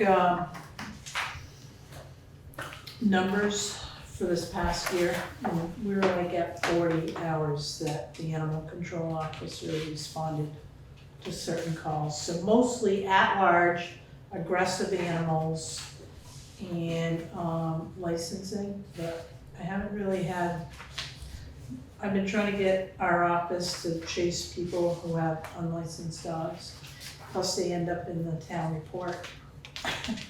It's delinquent. But anyways, Do we ever direct the animal control officer to take those dogs, or? unlicensed dogs? Yeah. No, but she does a lot of education. Mhm. She'll go to, the property owner and, the biggest thing is the rabies certificate. Right. Because if a dog bites a child or a person and if they don't have a certificate, then we have a problem. It's a liability for the property owner. If the dog is aggressive, it may be put down. So, be a responsible owner, license and register your dogs and get their vaccinations. A lot of people claim that their dogs are family, it's like when you don't license it, you're not taking care of your child. So, again, too, this is asking for, either select board member or administrative officer to be the liaison. More towns are joining too in Windham County. So this little pilot program that started out with like 3 towns Us being one of them, is growing. which is what the hope was. And Yes. in theory, essentially we all as member towns contribute to a salary to pay for an animal control person. This has been an ongoing problem for us for Years. ever. And so we joined, we sort of took a bite at that a year or 2 years ago and said, yes, we will be a member town. Yeah. The idea is that over time, if even more towns join, we might actually see a decrease in that contract It will go cost down. because it would be distributed amongst more towns. Right. The reality is we don't need a full-time officer. We haven't ever, but we tend to, it goes in cycles and not predictable cycles, but we have times when we need an animal control officer, a surprising amount. You know, the most notable example, it was at Santa's Land. Oh, right. That too. We've had incidents of, cat hoarding and horse hoarding and various different things. They come and go. Yeah. But when they happen, they are incredibly time consuming, and it's really valuable to have somebody that does this. Yeah, animal abuse, they take over the whole, case. So that's good. Dogs at large, animals running at large, but, so member towns are Dummerston, Guilford, Grafton, Newfane, Westminster, and Windham, and, there were a couple of other towns that are thinking about coming on board, so. And you felt like it's been a valuable service to us. Yes. Yeah. Because anytime we have an animal issue, I can call or email Ashley Pinger. She is our animal control officer. So we do have an animal control officer, Putney, because there was talk about, people weren't sure, but we do. And I don't believe, ever completed the process of approving our animal control ordinance. Is that correct? We have not, and So we should revisit Yeah, that, yeah. because that would give us some enforcement capability as far as what we can do. the hardest thing having an animal control officer for all these different towns, everyone has a different ordinance. That's right. So the sheriff's department was gonna try to compile like a generic one that could cover everything, Okay. but I don't know, that's gonna take some time. Janet Goldstein, I spoke to her and she was gonna get me all the changes because we do have a draft ordinance that needs to come in front of the board, and it has to have public hearing because it's an ordinance. It's not a policy, so it has to be voted It's on. enforceable. Yes. Okay. We should also, if we haven't already, we should probably get a copy of that to Sheriff Anderson so it could go sort of into their record of Yeah, what they're he trying has to it, compile. but He I'm does not currently. quite sure he's ready to Do take on that. Yeah. So the draft ordinance has been drafted since like 2019. It's ready for public hearing and a vote from the board, so. Okay, well, unless there's a reason not to, we should move on Well, that, right? I've asked Janet because when it was changed, you can't see what was changed in it, so unless you are actually working on it. Oh. So I need her to list out everything that was changed in it. Who's Janet? Janet Janet Goldstein, Goldstein. she is on the animal control, animal committee. Oh, Animal- that's right, we have an animal control committee. Yes. Yes. Who they haven't been particularly active, No. but when they That were was- active, it was That was what they were doing. the effort, exactly. What do they do? I guess they drafted an ordinance that we have never passed. Right, they took the old ordinance that was outdated, Okay. updated it with current law, and now it needs to be heard. You have to have at least 1 or 2 public hearings, and then the select board can vote on it, and then there's another 30 days before, or 60 days. It actually gets passed. Yeah, Yeah. it actually goes into effect. They were also, when we formed that committee, part of it was because we did not have an animal control officer. And they So- were managing. They were at least Problem solving. somebody that somebody Problem could call, solving. exactly. Yeah. But the liabilities involved in asking general members of the public, as some of you may remember, Henry Farnham for many years used to do our animal control work sort of as a sideline And he did very well at it, but when he left town, we didn't have anything, so. And we've had people on and off for years. Typically, they've lasted less than 6 months before, not for any reason other than they either can't earn enough money doing it, or another town, as soon as they get trained up enough, another town hires them out as a full-time position, so on. So we've had significant turnover in that, again and again. The other problem with that is our last animal control officer who lives in town, people were calling him at his job, Yeah, Yeah. his employment, and that was not okay. So, and all hours of the night and so on. And it's Right. just, it's hard to do as a right. volunteer, even when it's stipended, Is he the only person? Does he have a staff? Does he have a deputy? Or is it just one guy? She, It's a Oh, I'm she. sorry. that's okay. No, she's with the sheriff's department, Okay, so she's part of the department. And so she has all sorts of resources. okay. But she's the most trained and best equipped person to deal, she has a vehicle that has Right. everything in it that she needs, but if she needs assistance, she can call people in. Okay. I'll make a motion that we approve the contract for animal control services as presented and approve Karen Astley as the signator. Second. So it's been moved and seconded to approve the contract for animal control services as presented and to appoint Karen as the liaison. Eva, you had your hand up. Did you want to say something?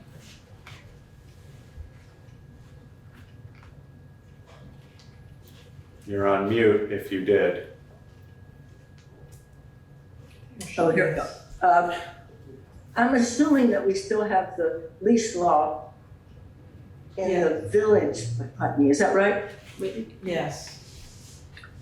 And that there were two other areas. One, the loop up past my house, which is walked by many a pregnant and heart conditioned person because the doctors and practitioners suggest that loop for them as exercise. So I'm assuming that that's part of the leash law. Because, when you pass where Eric McGowan is cooking maple syrup, he's got a half a dozen dogs over there barking. No, I'm kidding.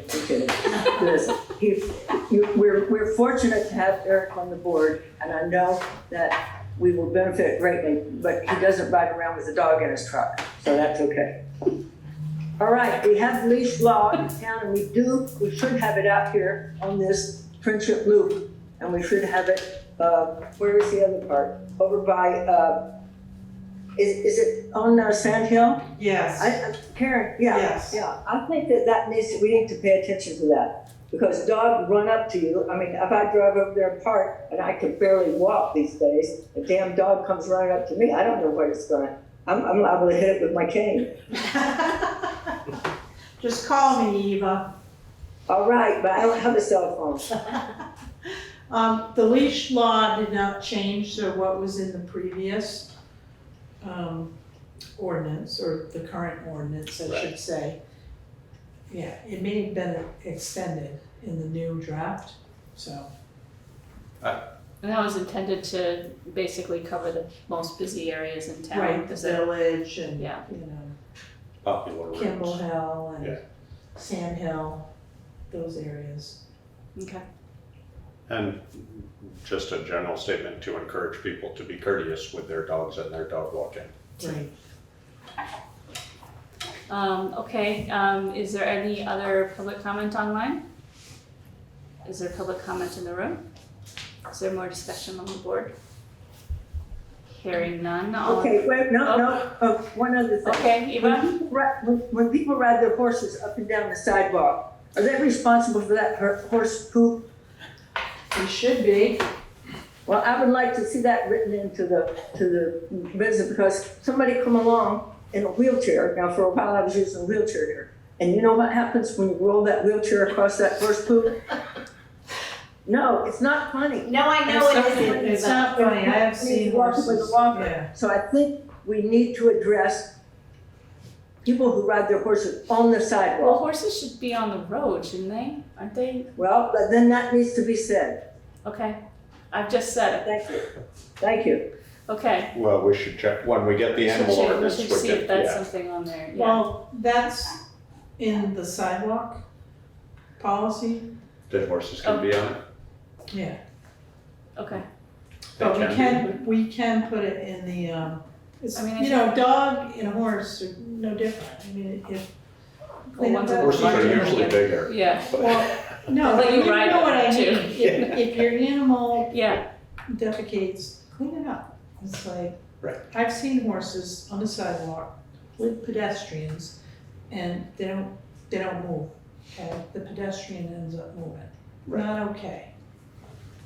Common sense, people. Courtesy. well, it sounds like maybe we need to revisit our sidewalk policy as Yes. well. Yes. And the roof Overlap policy. between the two. Yes. Yeah. Yes. Okay, is there any other public comment online? Is there any public comment in the room? Any further discussion among the board? No. Okay, all in favor? Aye. Aye. Oh, Okay. thank you. All righty. So- Winding down here, come on, come on. Okay, all right. Putney Historical Society lease agreement, we hoping to have somebody from, No, but they're not here. Lisa Papazian is away She's on vacation. and I tried to reach out to Ruth, but I didn't have the right phone number, so. All right, In your packet is the lease agreement for the second floor of Town Hall. okay. And did We we're ready to, I think we're Thought we ready went to, over it, yeah, we've gone over it, right? Yeah, Everything was we good. had Yes. discussion, we didn't. we didn't vote on it after we No. actually- No, we're Because, gonna wait for yes. this Okay. meeting. Oh. Larry has our blessing. Okay, so I'll make a motion to approve the lease agreement with the Putney Historical Society for the upstairs space of Town Hall. I'll second it. Okay, it's been moved and seconded to approve the Putney Historical Society lease agreement for the second floor of Town Hall. Is there discussion among the board? Is there comments online? Eva?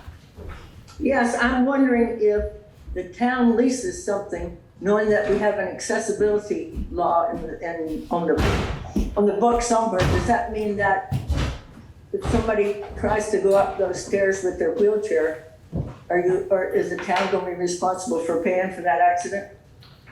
We're renovating.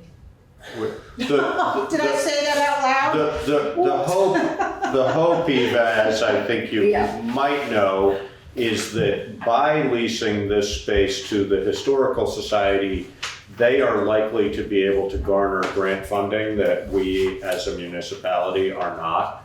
And so the hope would be that we can accomplish some of those ADA upgrades that we have talked about for years in Yeah, order for to make 25 years now. that, in order to make that space accessible. And we That's enough, I got it. we hope Okay. they will help us with that. All right. Is there other public comment online? Is there a public comment in the room? Discussion among the select board? Okay, hearing none, all in favor? Aye. Aye. Okay, we did it. Thank you.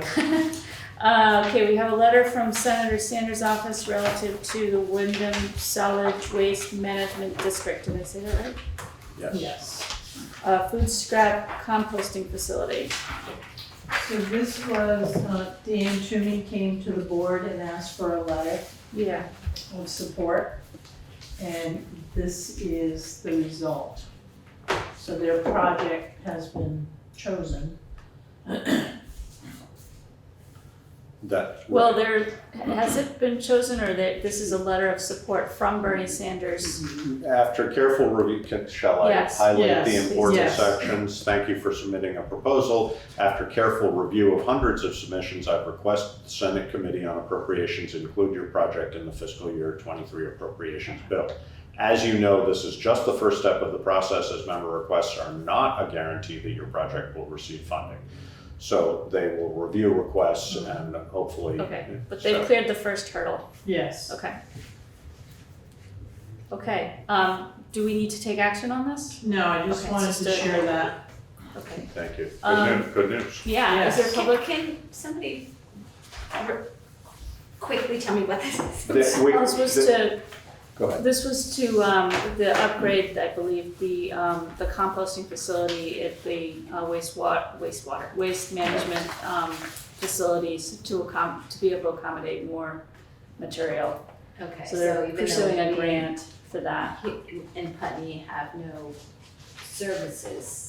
Yes, We have an agreement with, They are our waste management district, Yeah. which is what entitles you to have a sticker down at the dump in Brattleboro because you are part of. Okay, I didn't even, town. they have a food waste yeah, Yes. program now Community. that yeah, Putney can use. Yes. I mean, I don't know if I Yes. have my own Yeah. compost, and I believe but- they sell their compost at the. Process company. Okay. Yeah. All right, After compost. do any of the services to Putney provide pickup of food? Does anybody know? I don't think so, no. You have to bring your food there. But private contractors, if you have a private company, I don't think all of them are on board yet, but they're supposed to offer it, Right. whether they do or not. I know we have a private contractor, for solid waste and recycling, but not for food scraps at this point. Yeah, statutorily, it's gonna be, because it was legislated a few years ago, and I don't know where Yeah, I in the thought that was process it already- is. It might be 22, might be, Oh, it's, okay. I can't remember, That but they should be providing it. because we're not Well, we're mandated to to separate. to separate, Right. and so they need to provide a way for us to do that. Thanks. For So that would be, updating this, I me. think this is part of that Yeah. process. Eva. Eva, you have your hand up, was that from before? And you're on mute. Okay, I'm gonna say that that's not real. Is there public comment in the room? Is there more discussion on the select board? Okay, so we should move on then from that to annual employee wage increases. So this is on your agenda. So our next warrant will be a new year. We voted on the budget for 3% increase. 3%. That's what's in the budget. That's what got voted by the community, the voters. The COLA, I just pulled the numbers, is 5.9%. And then the consumer price index as of this week was 8.6%. We have averaged 3% since I've been in the front office. I'm coming to this board tonight to discuss the highway department. We've had this discussion in the past. We're gonna have it again in the fall. So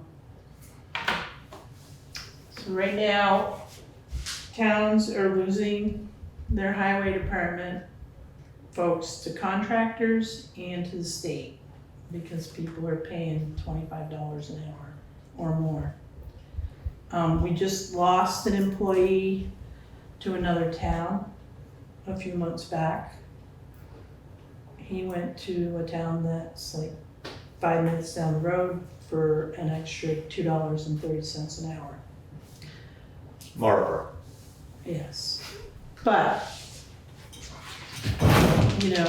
there's opportunity. This town right now has 2 employees that are one's at $18 an hour and the other one is a little over $18 an hour. And they have CDL licenses.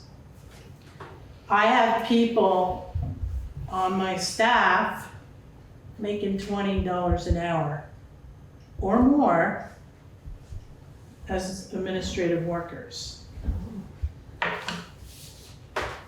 And if I have to debate what I'm gonna ask for, I'm gonna do that. I am asking for 6% for 2 of the 4 employees. And then I'm asking for the 2 employees that are at $18 an hour, and a little over $18 an hour. I'm asking for an 8.5% tonight. So what does that bring them up to?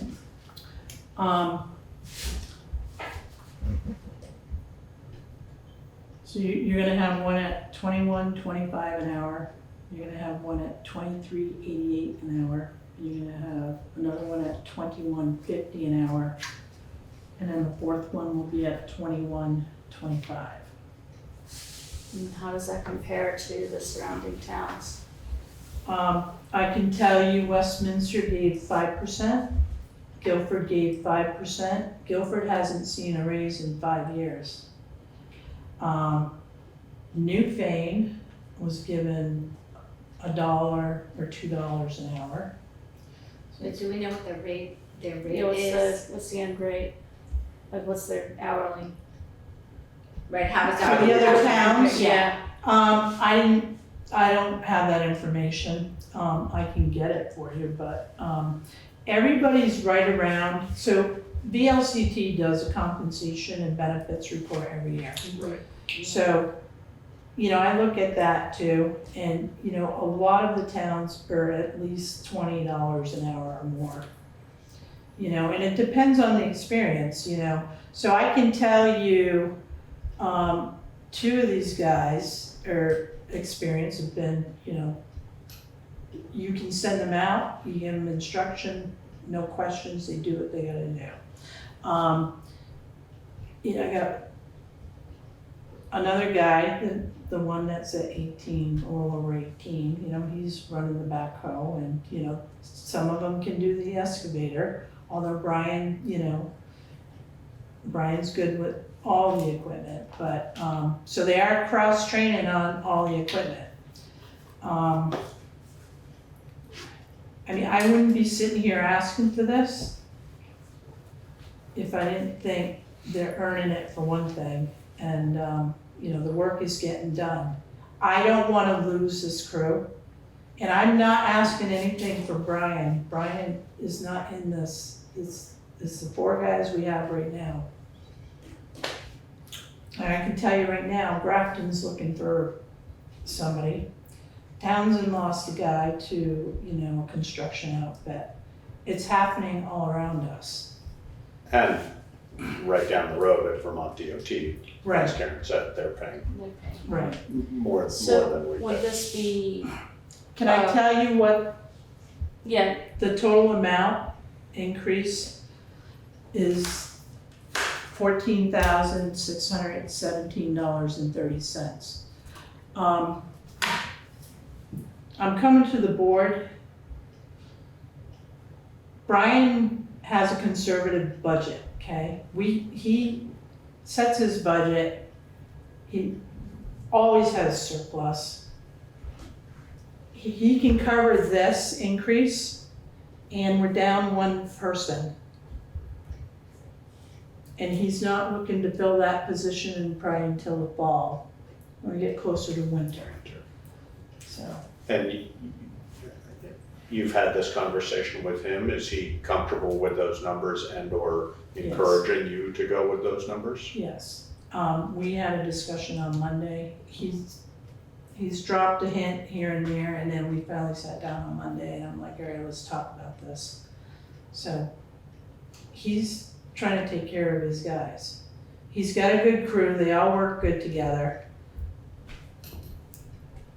so would this be effective July 1st, or the next pay period? July 1st. July yeah. 1st? So it's not retroactive in any way? No. Okay. No, And what you're saying is it's 14,600, Yeah. over what was budgeted yes, for the remainder of the year. yes. Well, for the For next the fiscal start year. of the fiscal year. Right, for the start, right, until we get the new budget, right. right. Are there Well, any this Well, for- funds? just to yeah, be well, clear, no. this would be July 1 to June 30. Right. So Oh, this is so it's- 22, 23 fiscal year. This is the previous budget that we. Yes, yes, Right, yes. We right. approved in whatever, December, whatever. it was Okay, voted so on. it's only, We hope we it's approve that, only yeah. Voted on. $14,000 for the entire year, Correct. okay. Are there funds available in the current budget to cover this? I can't answer that question right at this moment. Only because we're a little upside down because of the July 29th storm. Once that all flushes out, we're gonna be fine because FEMA, once we pay our line of credit, there's gonna be extra surplus from the storm. from The other FEMA. thing that Karen was alluding to is that Brian almost, well, historically, Brian has had a surplus every year. Yes. Right. So, you know, one of the tricky things about the highway department is that a storm like July 29th Mhm. can totally skew that. And the other thing that's gonna skew it hugely this year is fuel costs. So Right. our fuel budget is gonna be way less than it needs to be. Brian is taking steps to reduce fuel use, but we have to maintain the roads. So Right. I think that my perspective on that, Charlie, would be that we may or may not know that that money is there right now, but history would tell us that we Sure. probably have it. It's also, you know, in the big picture, it's not a huge number. My only concern is, are you worried about perception from other employees in other departments and how that will pan out? No. Okay. No, I think everybody is at a good rate. Fair wage. Yeah, I have new staff. Again, I mean, I have new staff making $20 an hour right now. So, And So their rates, I'm curious how the rates kind of across the board compare with the state, you know, I think they're gonna change pay. the state's gonna change their, Not the, s- not the state. but the state of that Vermont, like no, other municipalities. Yeah, the So- other Right. municipalities, the Right, I mean, information Brattleboro's, that the Vermont League of Cities and Towns is putting together. Like their rate, their average rate, how do we compare to that? It's, I mean, it depends on the towns that fill out the survey. I do it every year Uh-huh. because I'm interested in knowing, you know, other towns compared to us, what they're Right. paying. It depends on experience too, you know, so, and what they can do, you But- know?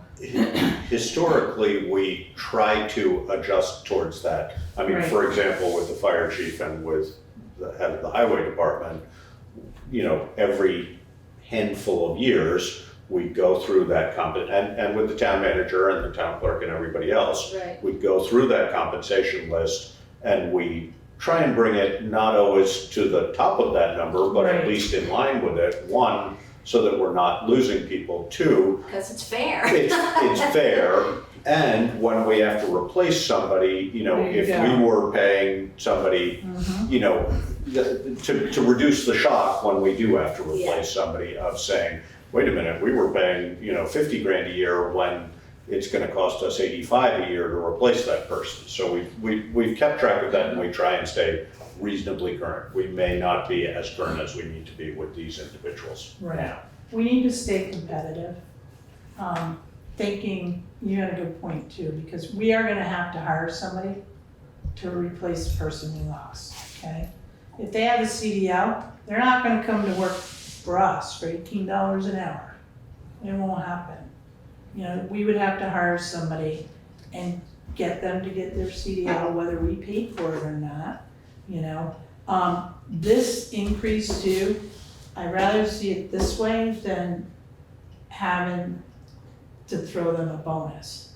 Now, you know, some towns are doing it with ARPA funds, but I don't wanna do that. I wanna just put it in their payroll, they get taxed on it, it's set, and then we move forward.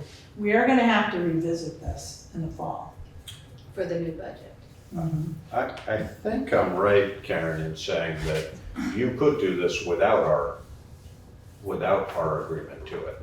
But Well- it probably makes sense for us to, I mean, it's I an wanna be expenditure over budget. Yeah, I wanna be transparent, Right, yeah. and I'm just pointing that out so that we Right. know. This is a managerial decision. Karen is bringing it to us and saying, this is what I would like to do, and I recommend it. And I would say, and I'd make a motion right now, that we accept the recommendation of the town manager to do the increases as she has laid out. That was a motion. That was a motion. Second. But she could do this without us. But in the interest of transparency and not surprising us, et cetera, Karen has Right. chosen to present it this way, so. Seems reasonable to me. Okay, so it's been moved and seconded to accept the recommendation of town manager to increase employee wages in the highway department. Is there further discussion on the board? Is there comments online? Yes, Okay, Eva, go ahead. yes, I would like to comment. That's barely a livable wage, really, if you want to look at it. I don't know what Eric pays his lawn mowing people, but I'll tell you what, if you get somebody that can do it, you'll want to hold on to them, because otherwise, and probably wouldn't be a bad thing if they started a union. I just want to respond to that, Eva, by, I agree with you, but we also, when you hear that number for an hourly wage, that's just the hourly wage they're receiving. It doesn't include the benefits package, which we give really good benefits. Right. So, those numbers, if you're looking at a livable wage, we do pretty well at that because we cover a lot of expenses and pay into the pension system with the state, et cetera, et cetera. Okay. So it's a good wage. And I like that, only the idea of comparing it to other towns, I find sometimes like, how little does another town pay, or something like that. Let us not do that. Let us stand up in the light. So it's interesting. It's very hard to do exact comparisons because every town is so different in Vermont. Okay, is there further comment online? Is there a comment in the room? I was just curious about the compounded numbers, including overtime or no? That's gonna be their rate. They have 110 hours allocated for winter maintenance, so that would be a time and a half. So that's a good point too, Heather, because, we don't have, a lot of snow. They're not gonna use that budget. So, We have a lot of ice, they definitely are. Yes. Right. Or a lot of snow. Or I mean, that's what, Or- it's an unpredictable or a budget. flash Right. flood, I mean, that's the. yeah, we can't predict that, but, in his budget, I know this will be covered. So I'm confident and comfortable bringing this to this board. Okay, is there further discussion on the board? Any further comment online? Any comment in the room? Okay, hearing none, all in favor? Aye. Okay, so we've already done Rescue Inc. The next piece is the ARPA committee reopening the planning commission appointment.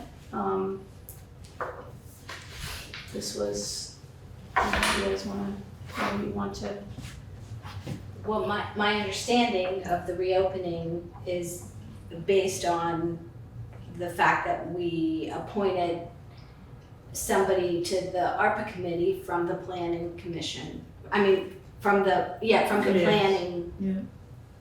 It's a commission. yes, it's a Yes. commission. From the planning commission without soliciting letters from interested parties, and made a decision without doing that.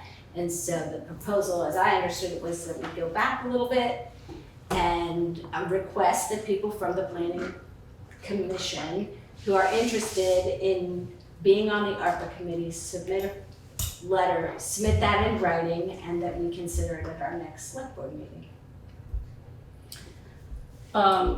Is that enough time? When is their next planning commission meeting? July 5th. When is their next ARPA committee meeting? That one is July 14th. Beyond the, When's our next meeting? Sorry, that would be July Ours is 13th. July 13th. Okay. be on the ARPA committee, do you have, is that only chosen from planning commission members? So we For had, this. yeah, from, One. so we Right. had one person that was supposed to be from the planning commission. So we had, what was it was a select board member, a member of the nonprofit community, a member of the for-profit community, a member of the planning commission, and 2 members of the public, and then the town manager is a non-voting member. I appreciate So- that, because I think all this happened before I was sworn in. No, I think you were there. Really? So- Asleep at the switch. It might have been like the second meeting that you Yeah. had. Okay, Um, I was getting used to it. so, So can Yeah. I comment? I understand the sentiment behind this, and I understand there have been conversations that have occurred between concerned members, et cetera, concerned individuals. I don't think, I mean, as Eileen pointed out when we were talking about this, our process, which we didn't adhere to as well as we perhaps could have, but it is a policy, it is not statutory. We did not have submissions from either of the individuals, the one that has now voiced a concern about the fact that they were not appropriately considered, being Vanessa Badin. She had not heard, her letter of interest was submitted at It 5 was- something on the day that our meeting Right. started at and then a 5:30. more So substantial one the day after. so for all practical purposes, that was not a letter of interest. Pip, who we appointed, had not submitted a letter of interest, but He accepted. he's the chair of the committee and accepted. I just want to say, it concerns me a little bit that, I mean, I think process-wise, yes, we should have done better. I think that I will comment that we had that conversation in executive session, and I know that, as Mr. Fairman has very appropriately pointed out, our conversation related to the appointment of a Rescue Inc. individual was perhaps not appropriate, as we have acknowledged and remedied. However, this is a very different committee. It involved, this specific appointment involved planning commission members who are absolutely public officers, and it involves members to an appointment to an ARPA committee, which is related to expenditure of municipal funding, which also, in my mind, would make it a public officer. So if there's any question as to whether it was appropriate for us to have that conversation in executive session, I can't answer that for sure without proper legal opinion, but from my perspective, yes, it was appropriate, and we warned it that we were having a conversation about ARPA appointment that night. We identified the members who we had discussed, and then voted to appoint after we exited executive session. So I don't have any concern about us having done that properly.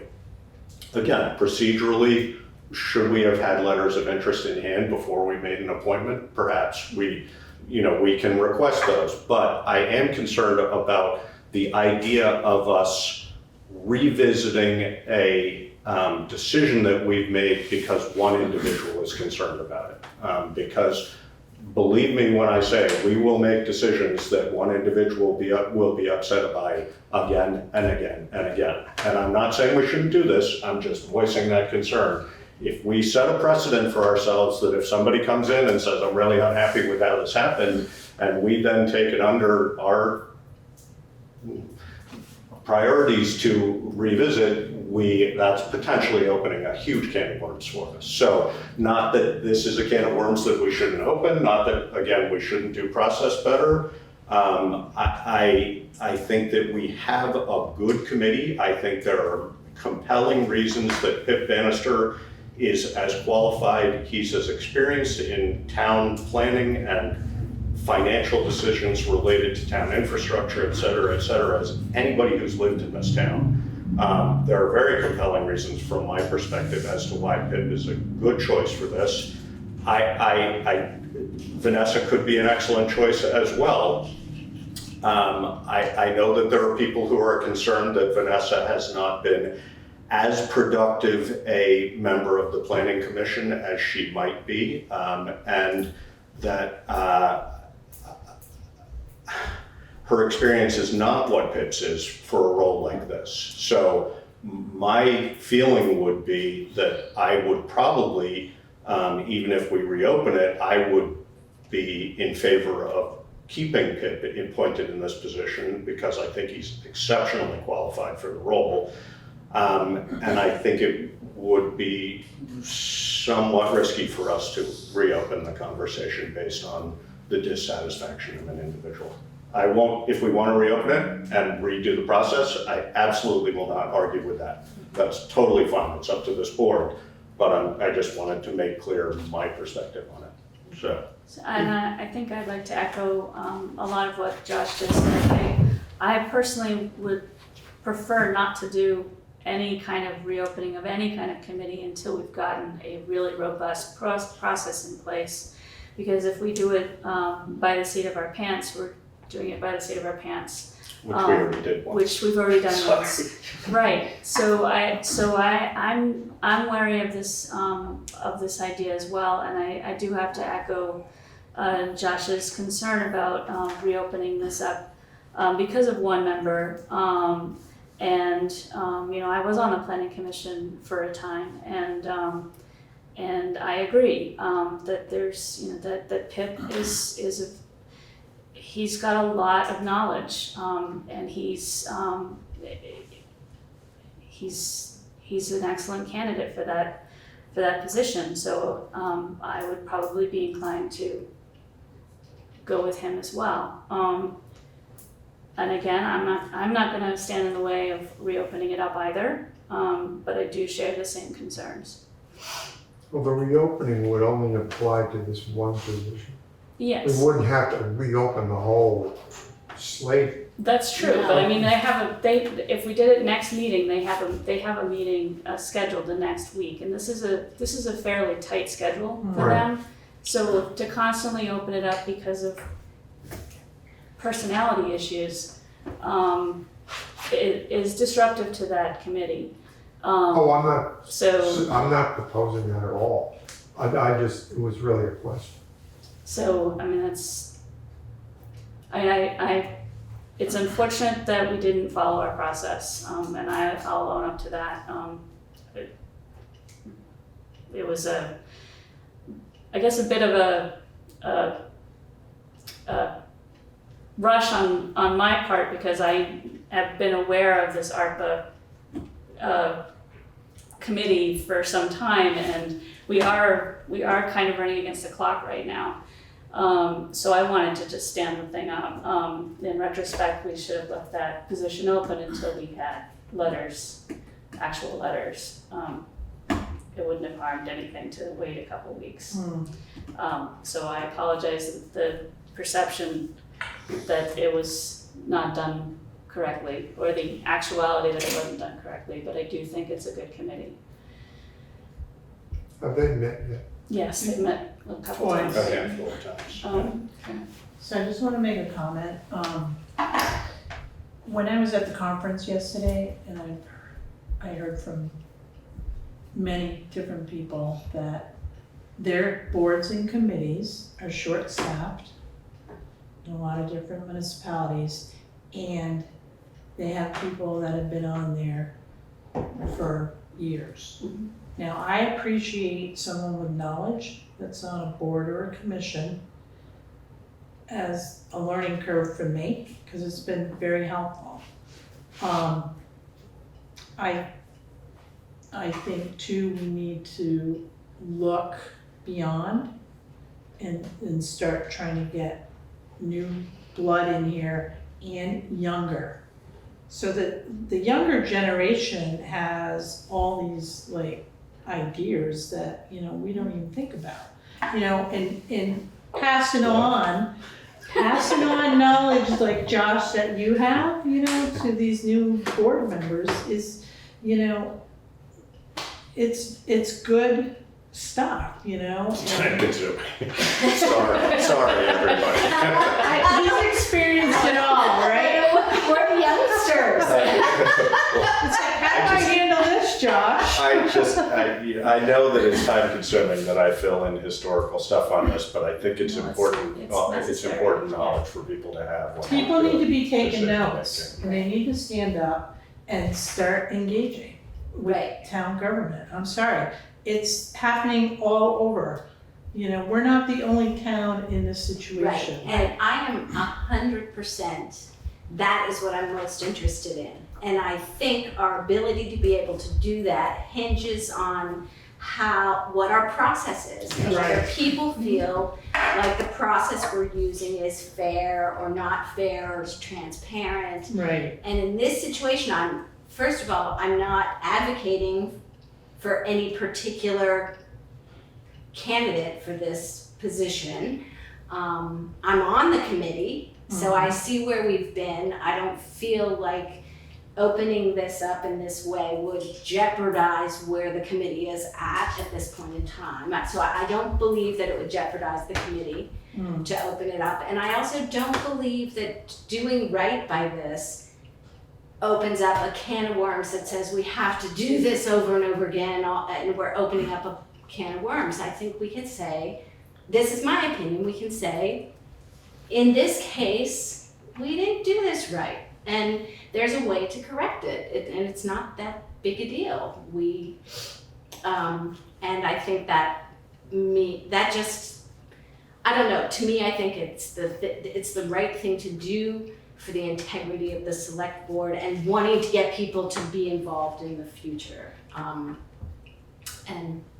I don't think it has to take that much time or energy. That's just that's Okay, I am a little concerned about the timeline. So we would have our select board meeting on the 13th, and then they would have a meeting On on 14th. 14th. And And the planning commission's meeting on The 5th. the 5th, so that leaves whoever submits a letter about a week to get it into us. Maybe that's enough time. I would think that'd be plenty of time, if they're interested. And the two candidates who I mean, if we're opening it up, we're opening it back up Yes. to all of the right, that's what I'm assuming, we're Yes. opening it up to the planning commission, it's a small group of people, we should be able to Right. let them know that we're doing that. And at least Pip and Vanessa have both been at the ARPA committee already. So I think they're ready to jump in, and if somebody else from the planning commission wants to throw their hat in, then, Right. so just tell them, if they wanna do that, be ready to jump in. Okay, so if we're gonna talk about process now, so Vanessa did not get a letter in to us prior to the appointment, Right. but she did send a letter after the fact. Does she need to write another letter? No. Not unless, Okay. yeah, Okay. Okay, so- Just making sure that we're all on the same page here. that's what I would say. Okay. So we would be seeking additional letters from the planning commission members.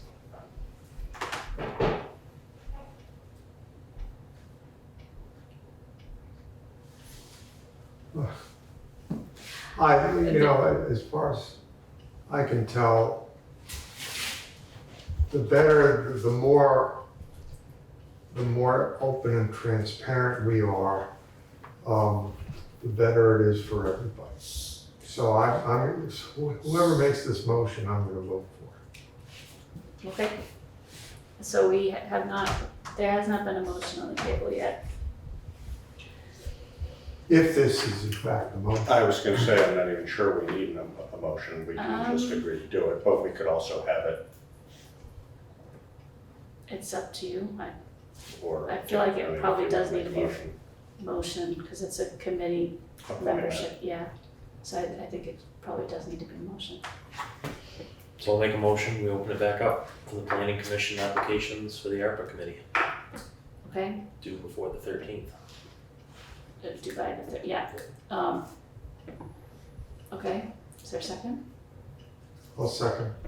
Okay, it's been moved and seconded to reopen the planning commission appointment for the ARPA committee with letters from the planning commission members due before the third, should we say due by the 12th? Be very specific. I would I don't want to want- get a letter at 5:34. No, I Again. want, they need to have them by the 10th.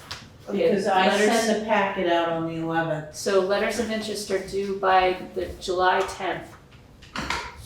And we already have a letter of interest. We already from have a folks. letter, yeah. Right. Is there further discussion among the board? Is there comments online? There, Sorry. there's nobody in the room. Yeah. Okay. I think it highlights the need for, and I'm totally fine with this. I'm in favor of us having better process. I think what it highlights is the need to have a better process in place and then Right. actually follow it. And Yeah. that we definitely could have done this better, and it's not inappropriate to shift there. So. Robin? Yes, thank you, Madam Chair. Just, will you be informing the planning commission that you'll be reopening this, or I can raise it at our meeting on Tuesday if you wish? It seems like some sort of communication directly from the board or the town would be appropriate. I will do that. Okay, That should be on the agenda. yeah, Karen's gonna do it. Have you already published your agenda? No. No. Okay. Yeah, Karen. Thanks, Robin. We'll let you guys know. Thanks, Okay, Robin. thank you. Is there any other comment online? Any further discussion among the board? Okay, hearing none, all in favor? Aye. Aye. Okay, the next thing is, I can't read my writing, pontoon boat. So, So there was discussion after our work session when we took the tour. Victoria, A couple questions came up, what the process was and how this was being handled. I pulled the procurement guidelines, and I will read: disposal of surplus town property. Board or committee having jurisdiction must vote to declare property surplus. First refusal to any other municipal board or committee. Items under 2,500 by sound business practices, newspaper ad, sign, etc.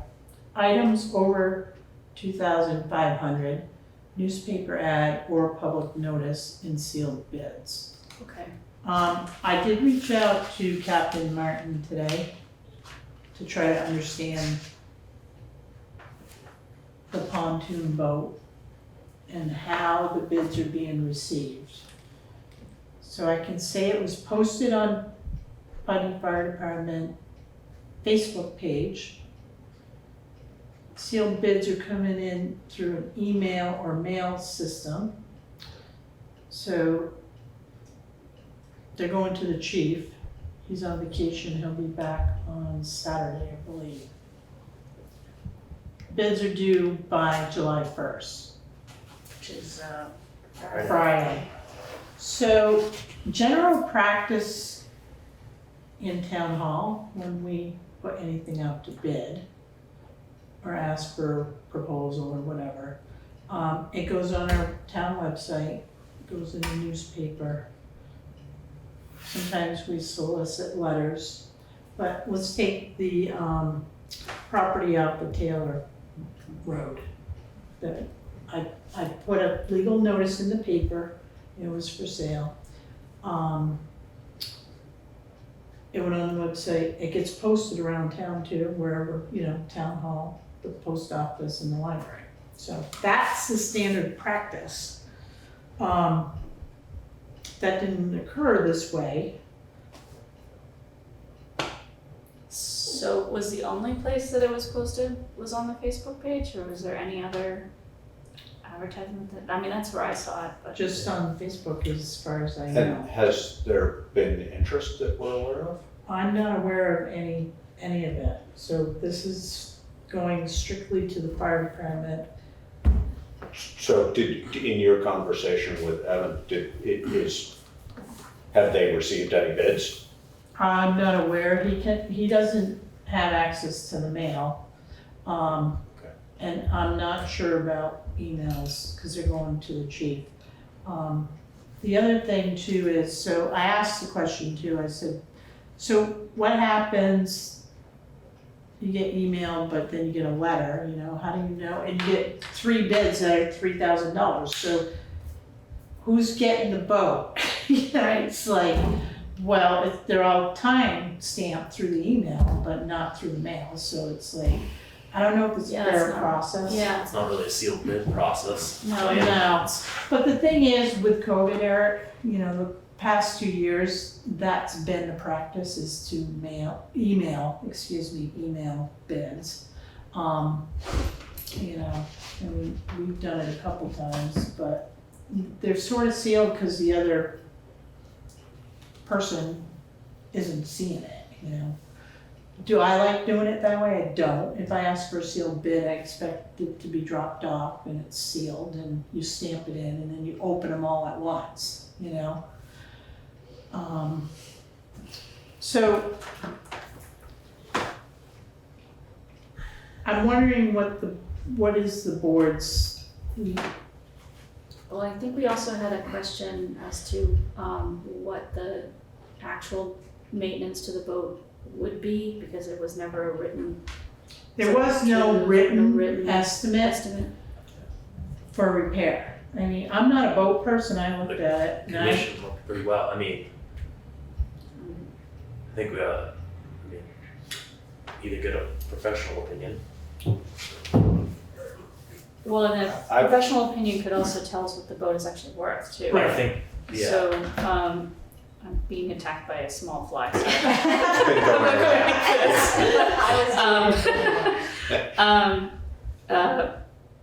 lost my train of thought. So yeah, if we got somebody to come in to assess what repairs need to be done and what the boat is worth as is, I guess, then we would have a better sense of what any kind of bidding process would be, or maybe we want to keep it. I don't know. That's the other thing. So. Well, I think that's the question would be, I mean, if we don't want to keep it, then, because it seems, and I wasn't there for your conversation the other night, so I don't know the details of that, but it seems to me that the boat that Rescue is going to house there, I'm guessing we don't really need or want 2 boats there, but maybe I'm wrong. But that the boat that they're going to be housing there is more versatile, in which case we would probably want to dispose of this boat regardless, but maybe I'm wrong. But knowing what it's worth as is, I think is important. I'm not sure if the other boat is a better option for us, then I'm not sure the cost to repair this one is anything that helps us make a decision, because if we want to get rid of it. Yeah, I'm not a boat person, I'm not a boat rescue person, so I don't know if we would need a backup boat or a What happens user if person. something happens to Rescue down where they decide to sell their boat? We can't afford to go out and buy a new boat. That boat's probably worth its weight in gold right now. Could be. Do we have, you're probably the best equipped, do we have the physical space to house 2 boats there without a problem? They would have to make some room. Or somewhere else. If they want the second boat, how big is the other boat? 16 feet. But How big is the it's narrower, that's a Right. big difference. Yeah. What's this one? This is like a 19 or 21. something, 21, yeah. Wow. But it's much wider. Right. The pontoon boat is Right. wide, the other one is Yeah. much narrower. The other thing too is they've stripped the pontoon boat. So, They've stripped it. yeah, like they took off anything to do with fire Rescue. department. Didn't it say in the bid that the boat was not going out of service till the 29th? So they're jumping the gun a little bit. Yeah, well, it's stripped, but now, and here's the question that's in my head is, I don't know what was on the boat or what the need is. Can it be reused for something else? And if not, where's that stuff going? So that to me. The equipment that came off it. Yeah, and I don't know what the value is of that equipment that came off of it. And or does it go onto the other boat? Right. Or is that boat fully equipped? Oh, I don't know. Would you be able to put that? Some of it other you probably could. Maybe. I think they could put it right back on the old boat just as easy. But if it's not our boat, why would we wanna, Well, if it's not, it still is. No, I meant Oh, the for- rescue on the boat. I get you. Yeah, why would we wanna put it on Yep. a rescue boat if it's our stuff? Well, if it's. It depends on what it is. Exactly. I Right. mean, if we have a piece of equipment that that boat doesn't have and it would be useful on that Right. boat, and that boat is housed here, then we should, because that's just in Again, I everybody's don't know best anything interest. about Yeah. boats, so Yeah. like, No, I think it's, So is, go ahead. I just think it's the primary question for me is there value, and I hear what you're saying is if rescue shifts its thinking on this. This was a 3-year contract that we agreed to with rescue to house the boat. I don't know, so there was, I is don't there, know if there was, Was there a there was no timeframe? time. There wasn't. I don't believe so. Yeah, I suppose at least in the time period during which rescue clarifies over the next few years its relationship with Brattleboro, et cetera, then that might be Doesn't hurt. I mean, what does it cost us a year to keep it? It's probably not much. It's Exactly. it's the space, it's the space footprint of the that's the issue, if that's an issue. Also, and I'm not disagreeing with you, but if we aren't using it and all it's doing is sitting there, then it's not gonna improve. I mean, it's not hurting it that much, but, not running the engine Right. doesn't help it, et cetera. Right. If we can still get it out every once in a while so it gets some exercise, that's Right. probably okay. If we can't. town then- fishing party. Yeah, there you go. Do we have any other application for it that could be of any? Nice island in the pool? Yeah. Need a bigger pool. Well, I think it's. Don't make me go there. I think it's perfectly reasonable for us to, I guess, two things from my perspective. One, it would be perfectly reasonable for us to say that the bidding process did not follow town. Yeah. And I'll take responsibility for that, because I'm not sure that Tom was aware. That we had a procedure for this. We have a process, and, I'll take accountability for that, because I was thinking about that too. Because when he first approached me, I was like, talk to Rescue first, get me a price, and, I should have thought the light bulb should have just went off and said, hey, we got this. But, things get done that, sometimes I'm just not in tune to all the time, so, but I will take responsibility for that piece of it. I mean, it's tempting to say, let's see what the bids are and decide from there, because if we got a bid for $6,000, we might be silly not to take it, I think we're. but I don't know. But we probably should make that decision here and now, Yeah. so that, I think we can comfortably say that the policy was not adhered to, and we should put it out to bid again. It does sound like it was not a fair process.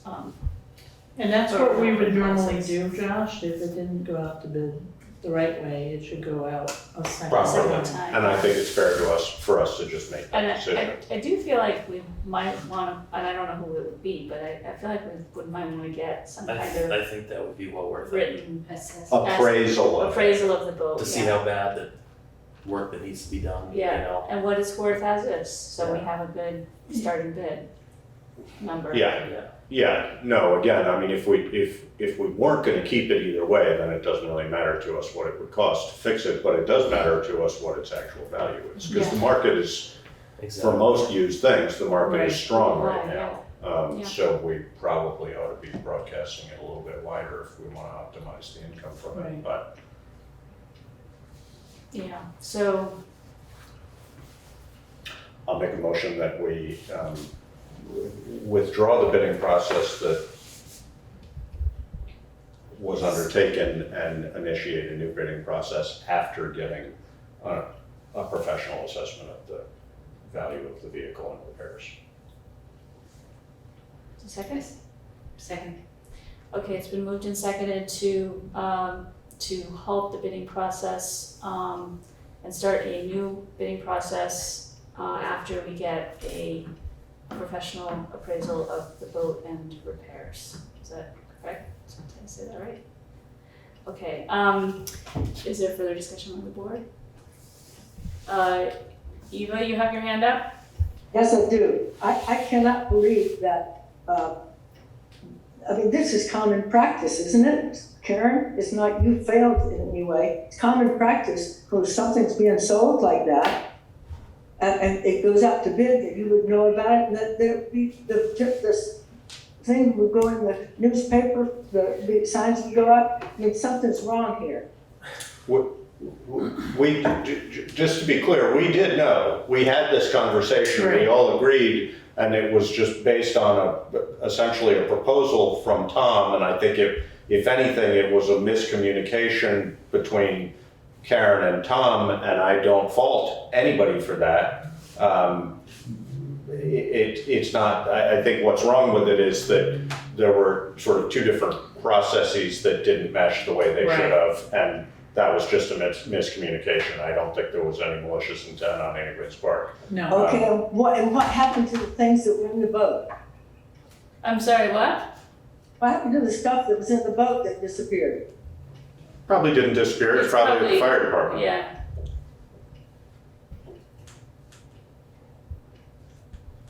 But we don't know.